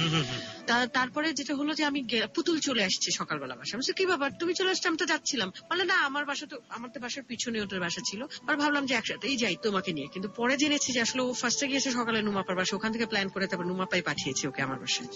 তো যাওয়ার সময় বলো যে কই তোমার লাল শাড়ি নিছো? আমি হ্যাঁ আমারটা তো নিছি, রুমির তো পাঞ্জাবিটা কিনি নাই, কারণ লাল পাঞ্জাবি তো থাকার কথা না বাসায়, যাওয়ার পথে কিনে নেবো। কিনে নিয়ে গেলাম, যে দেখেছি রুমি আছে, রুমির সাথে সোহেল ভাই। রুমি দেখি চুপ বসে আছে। যখন সিএনজি করে যাচ্ছি আমি আর পুতুল, আমাকে ফোন দিল সজীব ভাই। সজীব ভাই বলে কি তাজিন কেমন আছো? জি ভালো। সজীব ভাই আপনি হঠাৎ কি বলে, কি নুমাপার গানের মিউজিক ভিডিও করতে যাচ্ছ? আমি আপনিও জানেন? তখন আমার একটু খটকা লাগছে। আমি কি ব্যাপার বলেন তো, কিরকম মিউজিক ভিডিও হচ্ছে এটা? সবাই জানে। বলে না না, আমারও তো থাকার কথা ছিল, কিন্তু থাকতে পারলাম না আর কি। নুমাপা খুব কাছের কয়েকজনকে আর কি থাকতে বলেছিল, তো আমি থাকতে পারলাম না, আমার একটা কাজ পড়ে গেল। তো আমি ভাবলাম যে তুমি নাকি প্রথম মিউজিক ভিডিও করছো। আমি জি। ভাবলাম যে ফোন করে একটু কংগ্রাচুলেট করে দেই। মিউজিক ভিডিও করবো, আমি ফোনটা রেখে বললাম হ্যাঁ থ্যাংক ইউ সজীব ভাই, কিন্তু বুঝলাম না। তা হাসছি উনি। আচ্ছা হাসেন কেন? বললাম এই যে তোমরা নাকি লাল শাড়ি লাল পাঞ্জাবি করে করবা মিউজিক ভিডিও, যাও যাও যাও। তা আমি রেখে বললাম পুতুলের কি ব্যাপার বলো তো? বলে কিছুই না, সবাই অবাক হচ্ছে যে লাল শাড়ি লাল পাঞ্জাবি তোমাদের মধ্যে ঝগড়া যাচ্ছে, তারপরে তোমরা করবো মিউজিক ভিডিও। ও সুন্দর করে কাহিনী বানায় আমাকে কনভিন্স করে ফেললো। আবার বাসায় যে সব সিচুয়েশন দেখে দেখলাম যে একজন কাজী বসে আছেন, তখন বুঝে ফেললাম। নুবাবা বললো যে তাজিন এভাবে না হলে হবে না। আমি আবার মানে অদ্ভুত ভাবে মানে তখন বেঁকে বসলাম, বিয়ে তো আমি ওকেই করব, আমি বলেছি নুমাপা, আর না হলে আর কারো করছি না, এরপরে আর কোনো উদ্যোগ নেবো না, কিন্তু আমি এভাবে বিয়ে করবো না। কারণ আমার আম্মা কোনো আপত্তি করেনি। আম্মাকে আমি বলেছিলাম যে আমি কাজী অফিসে যে বিয়ে করবো, কোনো অনুষ্ঠান করবো না এই বিয়েটায়, আমি এভাবে আম্মাকে না জানাই বিয়ে করবো না। তখন আম্মা প্রচন্ড কষ্ট পাবে, যে মানে যেখানে পুরো সাপোর্টটা সে দিয়েছে, বলে যে পুরো দায়িত্ব এবং কেন এভাবে করাচ্ছি, তোমাদের যেরকম ঝগড়া যাচ্ছে আর হবে না, আমি চাই হোক। আর খালাম্মাকে বোঝানোর দায়িত্ব আমার, রুমির বাসায় বোঝানোর দায়িত্ব আমার। ওনারা সবকিছু মেনে নেওয়ার পরও কেন এইভাবে বিয়ে দিলাম, এটা আমার উপর ছেড়ে দাও, আমি বোঝাবো। এবং উনি পরবর্তীতে তাই করেছেন, তাই বুঝিয়েছেন উনি আর রাফি ভাই। আম্মা অমত করেনি, কিন্তু ওই আমাকে বললেই হতো, আমি না যাই, আমি আশীর্বাদটা করে দিতাম, এরকম ছিল ব্যাপারটা। যাই হোক, তারপর বিয়েটা হয়ে গেল, ওকে নিয়ে গেলাম। এখানে কোনো ভুলের কিছু নেই, কিন্তু গল্পটার কারণে বলছি যে মাঝে যার সাথে আমার যে সম্পর্কটা বললাম আমার খুব ভালো বন্ধু ছিল, তারও ভালো বন্ধু হচ্ছে গিয়ে রুমি। হ্যাঁ, তো তার মধ্যে ধারণা হয়েছে হয়তো, মানে মানুষ মুখে যেটা শুনলাম, জানি না সত্যি কিনা, যে তাকে দেখানোর জন্য হয়তো আমি জেদের বসে রুমিকে বিয়ে করেছি। কিন্তু সে তার প্রতি আমার যে ভালোবাসা প্রেম, সেগুলো কিন্তু একেবারেই চলে গেছিল যখন সে বিয়ে করেছে একজনকে। আমার তখন মনে হচ্ছে যে আমি তোর একজন ভালো বন্ধু, যা ছিল ছিল শেষ, এখানেই ইতি, একদম ফুল স্টপ। ও যাকে নিয়ে হ্যাপি হচ্ছে তাকে নিয়ে হ্যাপি হোক, এখানে যেন আর কোন রকম অশান্তি না হয়, এরকম ব্যাপারটা ছিল। কিন্তু ওর মধ্যে মানে কেউ কানে দিয়েছে বা কেউ উস্কিয়েছে ওকে, এবং মানুষের কাছে শুনেছিলাম যে এরকম একটা ধারণা হয়েছে যে ওকে দেখাবার জন্য জেদ করে আমি রুমিকেই বিয়ে করেছি। রুমির সাথেও তখন ওর একটা ঠান্ডা সম্পর্ক তৈরি হলো। কোনো কারণে রুমির সাথে আস্তে আস্তে ডিটাচড হয়ে গেছে। আমি ওই যে ওর সাথে কথা বলা স্টপ করেছিলাম, 2-1টা অনুষ্ঠানে যে ওর সাথে দেখা হয়েছে তখন জাস্ট হেসে কেমন আছো এইটুকুই জিজ্ঞেস করেছি। এছাড়া ওই যে যোগাযোগ বন্ধই ছিল ওর বিয়েটার পর। আমি আর যোগাযোগ একেবারেই করার চেষ্টা করিনি, বন্ধু হিসেবেও না। তো যাই হোক, এখন যেটা হয়েছে যে ও কাজ করছে, রুমিও কাজ করছে, আমিও কাজ করছি। এই যে ভুলগুলোর কারণে এই যে অনেকগুলো লাইফের জটিলতা তৈরি হয়ে গেল। হ্যাঁ, এটা আমার মনে হয়েছে যে আমি যদি তখন ওরকম উদ্যোগ না দিতাম তাহলে হয়তো আমার হাজবেন্ডের সাথে ওর এরকম দূরত্বটা তৈরি হয়ে যেত না, ওরা ভালো বন্ধু থাকতো। বা আমারও হয়তো রুমির সাথে নর্মালি বিয়ে হতো, ওরই কাছের কেউ ওই হিসাবে কেউ কখনো চিন্তাই করতো না। এরকম নানা ব্যাপারগুলো তৈরি হয়েছে, যেটা থেকে আসলে মনে হয়েছে যে আসলে ভালোবাসা তো আসলে অত ক্যালকুলেশন করে হয় না, বা প্রেম ভালোবাসা বিয়ে কোনোটাই ক্যালকুলেশন, একমাত্র প্রপোজালের বিয়ে ছাড়া। তারপরেও না, মানে যদি একটু পরিণত বয়সে সম্পর্ক তৈরি হয় সেখানে মনে একটু সময় নেওয়া দরকার, যে সময়টা হয়তো নেইনি বলেই ভুলগুলো করেছি। যে কোনো সম্পর্কে সিদ্ধান্ত নেয়ার আগে, সেটা সম্পর্কটা ভাঙার ক্ষেত্রে হোক আর করার ক্ষেত্রেই হোক, একটু সময় নিয়ে দুজনের মাঝে সম্পর্কটা তৈরি করা উচিত। এটাই হচ্ছে মূল কথা। এটা হচ্ছে আমার চরম রিয়েলাইজেশন। আর আরেকটা বলবো যে ভুল স্বীকারে যে প্রথমে যেটা দিয়ে শুরু করেছিলাম, আমার রাগ দিয়ে, আমার হাজবেন্ডের সাথে রুমির সাথে আমার অনেক ঝগড়া হয়, কিন্তু এখনো আছি, কোনোখানে একটা মায়া তৈরি হয়ে গেছে।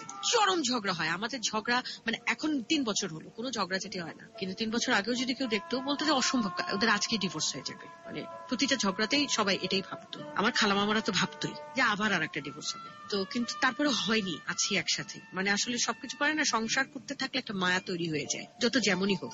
মায়াটাই আর কি সংসারের একটা সময়ের এক মূল ব্যাপার, বন্ধনটাকে ধরে রাখার জন্য। সেটা তৈরি হয়ে গেছে বলে এখনো হয়নি। তবে রুমিও প্রচন্ড বদরাগী, ও যখন ঝগড়া করতো ও যে কি করে ওরও অনেক পরে সেটা রিয়েলাইজ, আমার হয়তো আধা ঘন্টার মধ্যে রিয়েলাইজেশন হয়, ওর হয়তো 1-2 দিন পরে হয়। হ্যাঁ, কিন্তু ও কতটুকু সরি ফিল করবে আমি জানি না।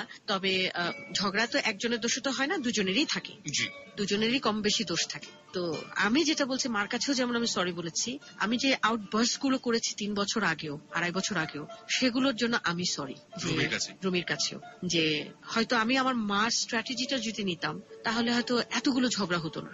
মা যেমন চুপ, একদম চুপ করে থাকে, উত্তর দেয় না। মানে মাঝে মাঝে আবার রাগও লাগতো মার উপর, বলছো না কেন, তোমাকে বলছি উত্তর দাও, আমি তোমাকে একটা কথা জিজ্ঞেস করছি। মানে আম্মা না একদম নির্লিপ্ত হয়ে যায়। বোবার কোনো শত্রু নাই বলে প্রবাদ একটা আছে, আসলেই বোবার কোনো শত্রু নাই, বোবা হয়ে যেতে হয় অনেক সময়। সেটা আমি হইনি, সেটা আমি এখন হওয়ার চেষ্টা করছি। আমি নিজেকে শুধরাতে চেষ্টা করছি প্রতিনিয়ত, প্রতিটা ক্ষেত্রে। এবং একটা জিনিস আমি যেটা ছিলাম, যে আমি টেক কেয়ার করতে অসম্ভব ভালোবাসি। হ্যাঁ, সবাই আমাকে বলে যে, আমাকে যেমন সাচ্চু ভাই, সে শুরু থেকেই আমাকে বলে নানি, বলে যে ও তোর মধ্যে একটা নানি মাসুলভ অ্যাটিটিউড আছে, আমাকে নানি বলে, ওনাকে আমি নাতি বলি। তো এই জিনিসটা আমার বাবার মধ্যে ছিল, সেটাই আমি পেয়েছি, একেবারে ব্লাড রিলেটেড যেটা বলে। বাবাকে আমি সেভাবে দেখিও নি, কিন্তু বাবার এই জিনিসগুলো আমি পেয়েছি। কিন্তু এখন আমি টেক কেয়ার করি, বাড়াবাড়ি রকমের টেক কেয়ার করি না, একটু মনে হয় বুদ্ধি খুলছে আস্তে আস্তে। এবং নিজেকে ভালোবাসা শুরু করেছি, যেটা আমি একেবারেই ভালোবাসতাম না, যার জন্যই আমি সুইসাইডিং টেন্ডেন্সি কমেছে, রাগ থেকে নিজেকে সরিয়ে এসেছি। এবং নানা রকম আরো খুঁটি নাটি অনেক কিছুই আছে, ভুল ত্রুটি। আমি ছোট ছোট ভুল করিনি, আমি বলবো যে আমার যতগুলো ভুল হচ্ছে প্রতিটা ভুলই খুব বড় বড় ভুল আমার জীবনে। এবং সেই ছোটখাটো ব্যাপারের সাথে মিলিয়ে বড় বড় ভুলগুলো থেকে নিজেকে ভালোবেসে সবকিছু বোবার সূত্র নিয়ে, এরকম স্ট্র্যাটেজি নিয়ে নিজেকে শুদ্ধিকরণের চেষ্টা করেই যাচ্ছি গত 2 বছর হলো, প্রতিনিয়ত, প্রতিটা ক্ষেত্রে। আমরা যেটা জানতে চাই, যে আপনি যেটা বলছিলেন আপনার রিয়েলাইজেশন, আপনার এই লম্বা সময়ের রিয়েলাইজেশন, যে সম্পর্কের ক্ষেত্রে অন্তত বুঝে শুনে সম্পর্ক করা উচিত, এবং একই সাথে নিজেকে ভালোবাসাটা খুবই জরুরি। আমি এখন যেটা ফিল করি, এটা আমাকে অনেকে বলতো যে তুমি নিজেকে ভালোবাসো, নিজেকে ভালোবাসলে দেখবে তোমার চারপাশ অনেক বেশি শান্ত হয়ে গিয়েছে এবং তুমি অনেক কিছু খুব ঠান্ডা মাথায় নিজেই সিদ্ধান্ত নিতে পারছো। হ্যাঁ, ভুলটা কম করবে। তুমি নিজেকে ভালোবাসলে অন্য তোমাকে ভালোবাসবে। তো অন্য ভালোবাসা এই জীবনে যতটুকু পেয়েছি, সম্মান পেয়েছি, আমি বলবো যে সৃষ্টিকর্তার কাছে আমি ভীষণ ভাবে কৃতজ্ঞ। এতখানি পাবার কথা না, কিন্তু অনেক পেয়েছি। সেটা আমি বলবো, আমার মিডিয়াকে অনেক ধন্যবাদ জানাই যে এটার মাধ্যমে আমি অনেকের কাছে তো পৌঁছতে পেরেছি, ভালোবাসার জায়গাটা পেয়েছি, শ্রদ্ধার জায়গাটা পেয়েছি, সেটা যেন ধরে রাখতে পারি। আর ভুলের কথা যেটা বলছিলাম, যে শুদ্ধিকরণের প্রতিনিয়ত তো চলছেই। এই যে প্রক্রিয়া 2.5 বছর হলো শুদ্ধিকরণের চলছে, তার মাঝে আরেকটা ভুল আমি করতে করতে করতে করিনি। আচ্ছা, সেটা হচ্ছে যে সেটা আমি বলতে চাই, জি, কারণ অনেকেই আমরা এরকম ইসে ভুগি। তারা আমাদের মিডিয়ায় যারা আছেন তাদের জন্য আরো বলছি যে আমি শুরুতে বলেছিলাম যে আমার একটা প্রবলেম আছে, অসুস্থতা, যেটা হচ্ছে গিয়ে শ্বাসকষ্ট, জি, মানে অ্যাজমার প্রবলেম আছে আমার। তো আমার অ্যাজমাটা বয়স যত বাড়ছে ততই এত সিরিয়াস হয়ে যাচ্ছে যে আমাকে বেশ কিছু স্টেরয়েড ওষুধ নিতে হয় সবসময়। সেটা ট্যাবলেটও খেতে হয়, আবার খুব বেড়ে গেলে স্টেরয়েড ইনজেকশন দিতে হয়। সেটা পুরো হরমোন ট্রিটমেন্ট না, হরমোন না, ওটা ভেইনই দিতে হয়। তখন শ্বাসকষ্ট পুরোটাই হচ্ছে গিয়ে লাং প্রবলেম। ওকে, হ্যাঁ, হরমোনাল যে কোনো প্রবলেম হলে স্টেরয়েডই দেবে। আচ্ছা, হ্যাঁ, কিন্তু অ্যাজমার হচ্ছে গিয়ে একটা পর্যায়ে স্টেরয়েড দেওয়া শুরু করে যখন অতিরিক্ত হয়ে যায়, নর্মাল ওষুধগুলোতে কাজ দেয় না। আমার যেমন অতিরিক্ত অ্যাজমা যখন বেড়ে যায় তখন যেটা হয়, নেবুলাইজ বলি, ইনহেলার বলি, বা ওষুধ যেগুলো খাই, কটন, ইউফাইলিন, এগুলোতে কোনো কিছুতে কাজ দেয় না। তখন আমার ভেইনে ইনজেকশনটা দিতে হয়, এবং ওটা অনেক পাওয়ারফুল একটা স্টেরয়েড ওষুধ, যেটা দেবার এক সপ্তাহের মধ্যে মানে বিশাল ফুলে যাই। আমি তো বলি প্রায় আমি আমাদের তুষার ভাই যে তুষার খান তার বোন হয়ে যাই। হ্যাঁ, আবার যখন ইনজেকশনের রেশ কমে যায়, শ্রদ্ধার সাথেই বলছি, আজম ভাই এখন নেই, আজম ভাইয়ের বোন হয়ে যাই, মানে এরকম ব্যাপার। তো ইদানিং আমার যেটা হয়েছে, আজমার প্রবলেমটা, সেটা মেন্টাল অ্যাংজাইটি হোক বা বিভিন্ন কারণে টেনশন, সবকিছু মিলিয়ে আমার টেনশন থেকে অনেক অ্যাজমা বেড়ে যায়। সেগুলো থেকে এতই বাড়ছে যে আমাকে ঘন ঘন নিতে হচ্ছে, যার কারণে আমি একটু মুটিয়ে গেছি, একটু না ভালো রকমেরই মুটিয়ে গেছি। সেটা কমছেই না, কমতে কমতেই আবার বেড়ে যাচ্ছে, আবার ওষুধটা দিতে হচ্ছে। তো উইথ অল রেসপেক্ট মিডিয়ার প্রতি বলছি, এটা আমাদের দেশেই শুধু যে আমাদের এখানে কোয়ালিটির চাইতে খোলসের কোয়ালিটির অনেক মূল্য বেশি। হ্যাঁ, যার কারণে আমি কতটুকু জানি আমাকে দিয়ে চরিত্রটা হবে কিনা তার চাইতে বিচারটা করে ফেলা হচ্ছে আমাকে নিয়ে, যে ও তো মোটা হয়ে গেছে। আমি নিশ্চয়ই বলবো না আমাকে এখন কলেজের কোন হিরোইনের চরিত্র দেন, আমি নিশ্চয়ই বলবো না আমাকে কোন ইউনিভার্সিটির চরিত্রের হিরোইন দেন। হ্যাঁ, আমি অবশ্যই বলবো আমাকে 30 আপ কোন চরিত্র দেন। নাটকে সেটা ইম্পর্টেন্ট ক্যারেক্টার হতে হবে, 30 আপ চরিত্র দেন।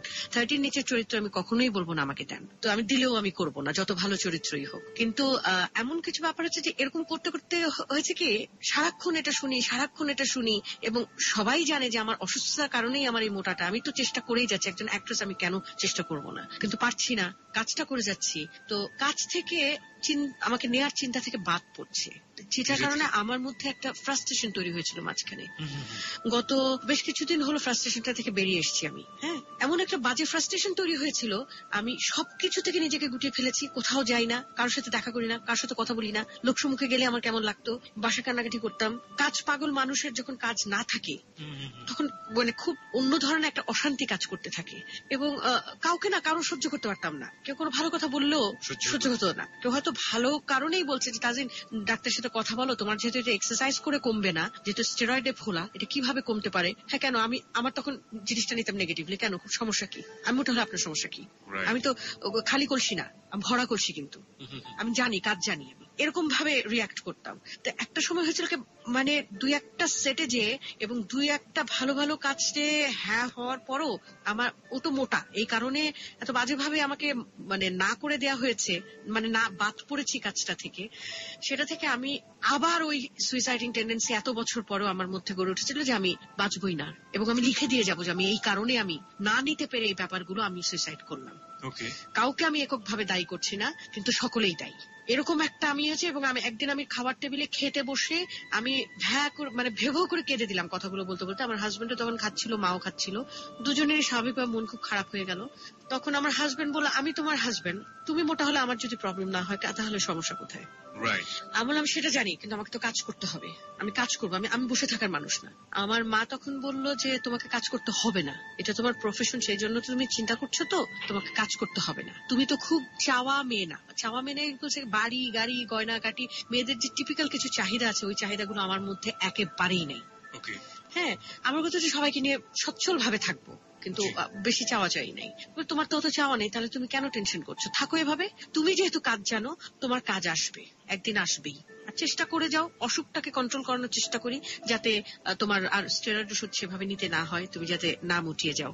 কিন্তু যেটা বলছি যে ভুল করতে করতে যে নিজেকে যে শুদ্ধিকরণের মধ্যে দিয়ে আমি একটা ভুল করতে করতে করলাম না, এটা শুদ্ধিকরণের একটা প্রক্রিয়া আমার মধ্যে নিজে তৈরি করেছি বলেই করলাম না। আগের পর্যায়ে থাকলে হয়তো আমি আবার কিছু একটা করে সুইসাইড করার চেষ্টা করতাম, সেটা আমি করিনি। তো আমার কাছে এটাই থাকবে যে এরকম কাজ আমাদের সবসময় থাকবে না। হ্যাঁ, সবসময় একই অবস্থা যাবে না। তো খারাপ অবস্থায় গেলে যে যতই খারাপ কাজ করুক, আমার নিজের প্রতি নিজের কনফিডেন্ট এবং নিজেকে রেসপেক্ট করা, নিজেকে ভালোবাসা, এই ব্যাপারগুলো যখন অনেক স্ট্রং হবে না, কারো কোনো নেগেটিভ কথা কখনোই গায়ে লাগবে না। কাউকে ভালোবাসা দোষের নয়, ভালোবাসতেই পারে কেউ আমাকে, কারোর সাথে আমার ভালোবাসা সম্পর্ক তৈরি হতে পারে, কিন্তু সেটা নিয়ে তিক্ততার পর্যায়ে বা নোংরামির পর্যায়ে যাতে না যায়। প্রিয় শ্রোতা, আরেকটি এসএমএস পড়লে আমরা দিতে চাই। তাজিন আহমেদ যে কথাগুলো বললেন যে কাজ আমার হাতে নাই থাকতে পারে, আমি কাজের মানুষ, সেটার জন্য ফ্রাস্ট্রেটেড হয়ে জীবনের একেবারে চরম অবনতির দিকে নিজেকে নিজে নিয়ে যাওয়া, এটা একেবারেই উচিত না। এই যে রিয়েলাইজেশন, এটাকে আপনি কতটা বিলিভ করেন, কতটা সাপোর্ট করেন? এই ব্যাপারটিতে আপনাদেরকে আমরা কেন একাত্ম করতে চাই জানেন?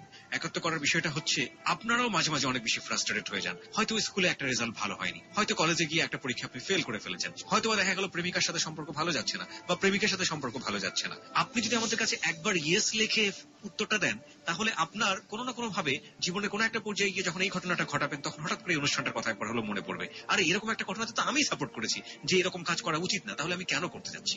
তাজিন আহমেদ, আমরা এই মুহূর্তে আপনার সেই মমতাময়ী মা, তাকে আমরা ইনভলভ করতে চাই আমাদের অনুষ্ঠানে। আমরা চাই লাখো শ্রোতাকে সাক্ষী রেখে আপনি প্রথমে যেটা বলছিলেন, আপনি তাকে আপনার জীবনের যে, আমি জানি অনেকবার আপনি বলেছেন, আপনি আরো একবার আজকে আমাদের অনুষ্ঠানের মাধ্যমে বলবেন তাকে সরি, এবং আমরা সবাই মিলে তাকে আপনার হয়ে সরি বলতে চাই। আমরা চলুন, আর যে সুমন এবং সাউন্ড এডিটর মঞ্জু এই মুহূর্তে ফোনে আমাদের সেই মাকে কানেক্ট করে ফেলেছে। আমরা মার সঙ্গে তাজিন আহমেদকে নিয়ে সরাসরি কথা বলবো। প্রিয় শ্রোতা, আমরা চলে যাচ্ছি ফোনে।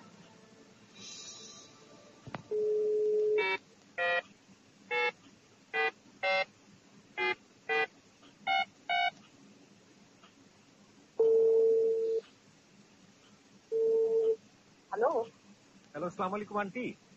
আমি কিবরিয়া বলছি এবিসি রেডিও থেকে। আমাদের অনুষ্ঠানটার নাম হচ্ছে যাহা বলিব সত্য বলিব।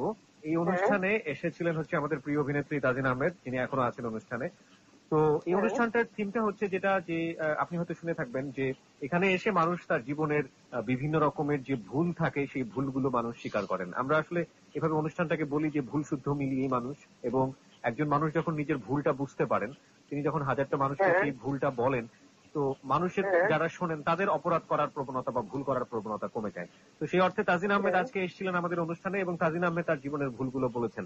একটা বিষয়ে তিনি অকপটে স্বীকার করেছেন যে তার জীবনের যে ভুলগুলো, সেই ভুলগুলো একটা বড় জায়গাটাই হচ্ছে তার মায়ের প্রতি যে ভুলগুলো, এবং সেগুলোর জন্য তাজিন আহমেদ এখন আপনাকে কি বলেন আমি জানি না। আমি তাজিন আহমেদের সঙ্গে আপনাকে সরাসরি কথা বলাচ্ছি।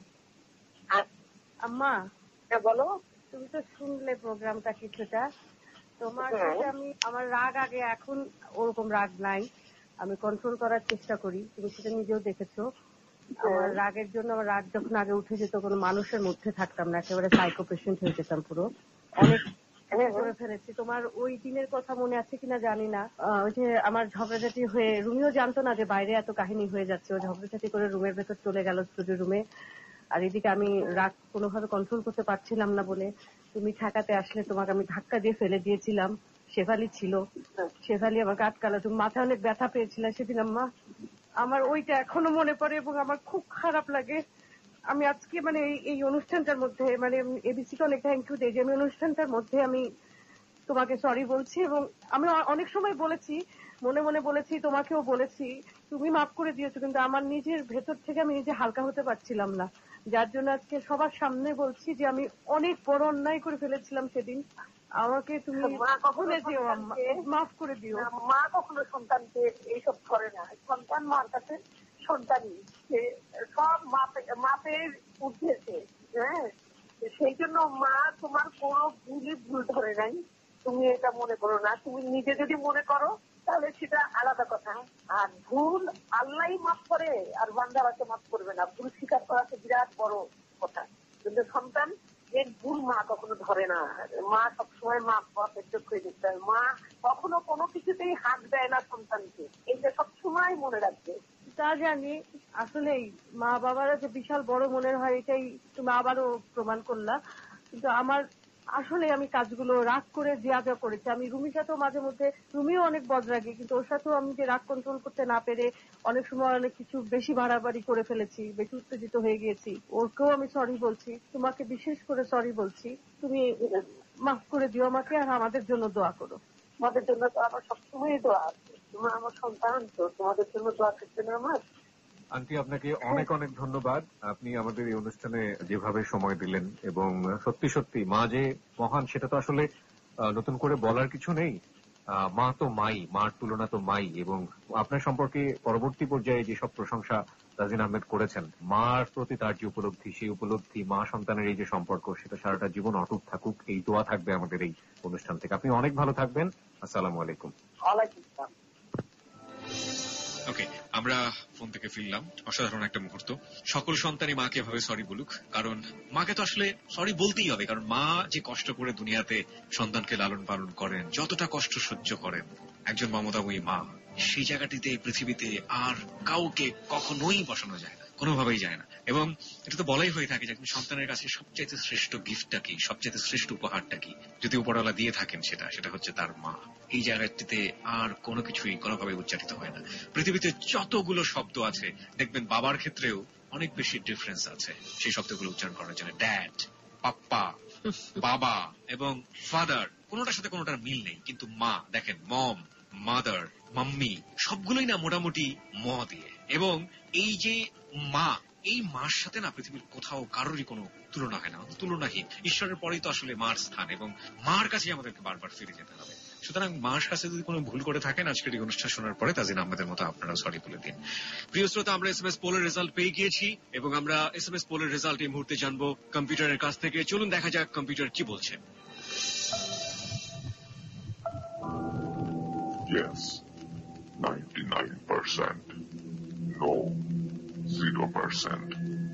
No comments, 1%. কম্পিউটার বলছে যে 99% মানুষ আজকের এই জেবিএসবিতে তাজিন আহমেদের অপ্রিয় সত্য কথাগুলো জানার পর 99% মানুষ বিশ্বাস করছে যে যখন মানুষ ফ্রাস্ট্রেটেড হয়ে যায় তখন মানুষের খারাপ কাজ করা উচিত নয়, যেটা জীবনকে ধ্বংসের মুখে ঠেলে দিতে পারে। 1% মানুষ মন্তব্য করেননি। সবাইকে আন্তরিকভাবে ধন্যবাদ জানাতে চাই এই অনুষ্ঠানটির সাথে একাত্মতা প্রকাশ করবার জন্য। শেষে যদি বলার, আমি যেটা বলবো যে প্রতিটা মানুষের আর একটা জিনিস মাথায় রাখা উচিত, যে একটা মানুষের ভিতর দুটো অস্তিত্ব থাকে, একটা হচ্ছে মা, একটা বাবা। এই দুটো অস্তিত্ব ছাড়া আমি না। এই দুটো অস্তিত্বকে সাথে নিয়ে আমাকে নতুন কোনো অস্তিত্বে জড়াতে হয়, সেটা হচ্ছে ম্যারিড লাইফ, এবং পরবর্তীতে আমি মা।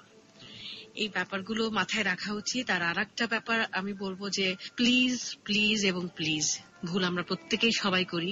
এই অনুষ্ঠানের মাধ্যমে এসে যদি বলার সুযোগ হয় আপনার বলেন, নয়তোবা নিজেই নিজেকে বলে শুদ্ধিকরণের প্রক্রিয়াটা বেছে নেন। কারণ জীবনটা খুব অল্প সময়ের, আর একবারই আমার জন্ম হবে, এবং এই জীবনে আমি ভুল করলেও তার শাস্তি আমার এই জীবিত অবস্থায় আমি পেয়ে যাব। হ্যাঁ, প্রতিনিয়তই পাবো। আমার এই যে অনুশোচনা এবং গিল্টি ফিলিংস সারাক্ষণ হচ্ছে, সেটার মধ্যে দিয়ে তো বড় শাস্তিটা হয়ে যায়। তারপরও শুদ্ধিকরণের চেষ্টা করুন। আর কাউকে ভালোবাসা দোষের নয়, কোনো সম্পর্কে জড়ানো, মানে ভালো পজিটিভ সম্পর্কে জড়ানো দোষের নয়, তবে কোন সম্পর্কের বন্ধনটা যেন তিক্ততার না হয়। অসাধারণ কিছু কথা।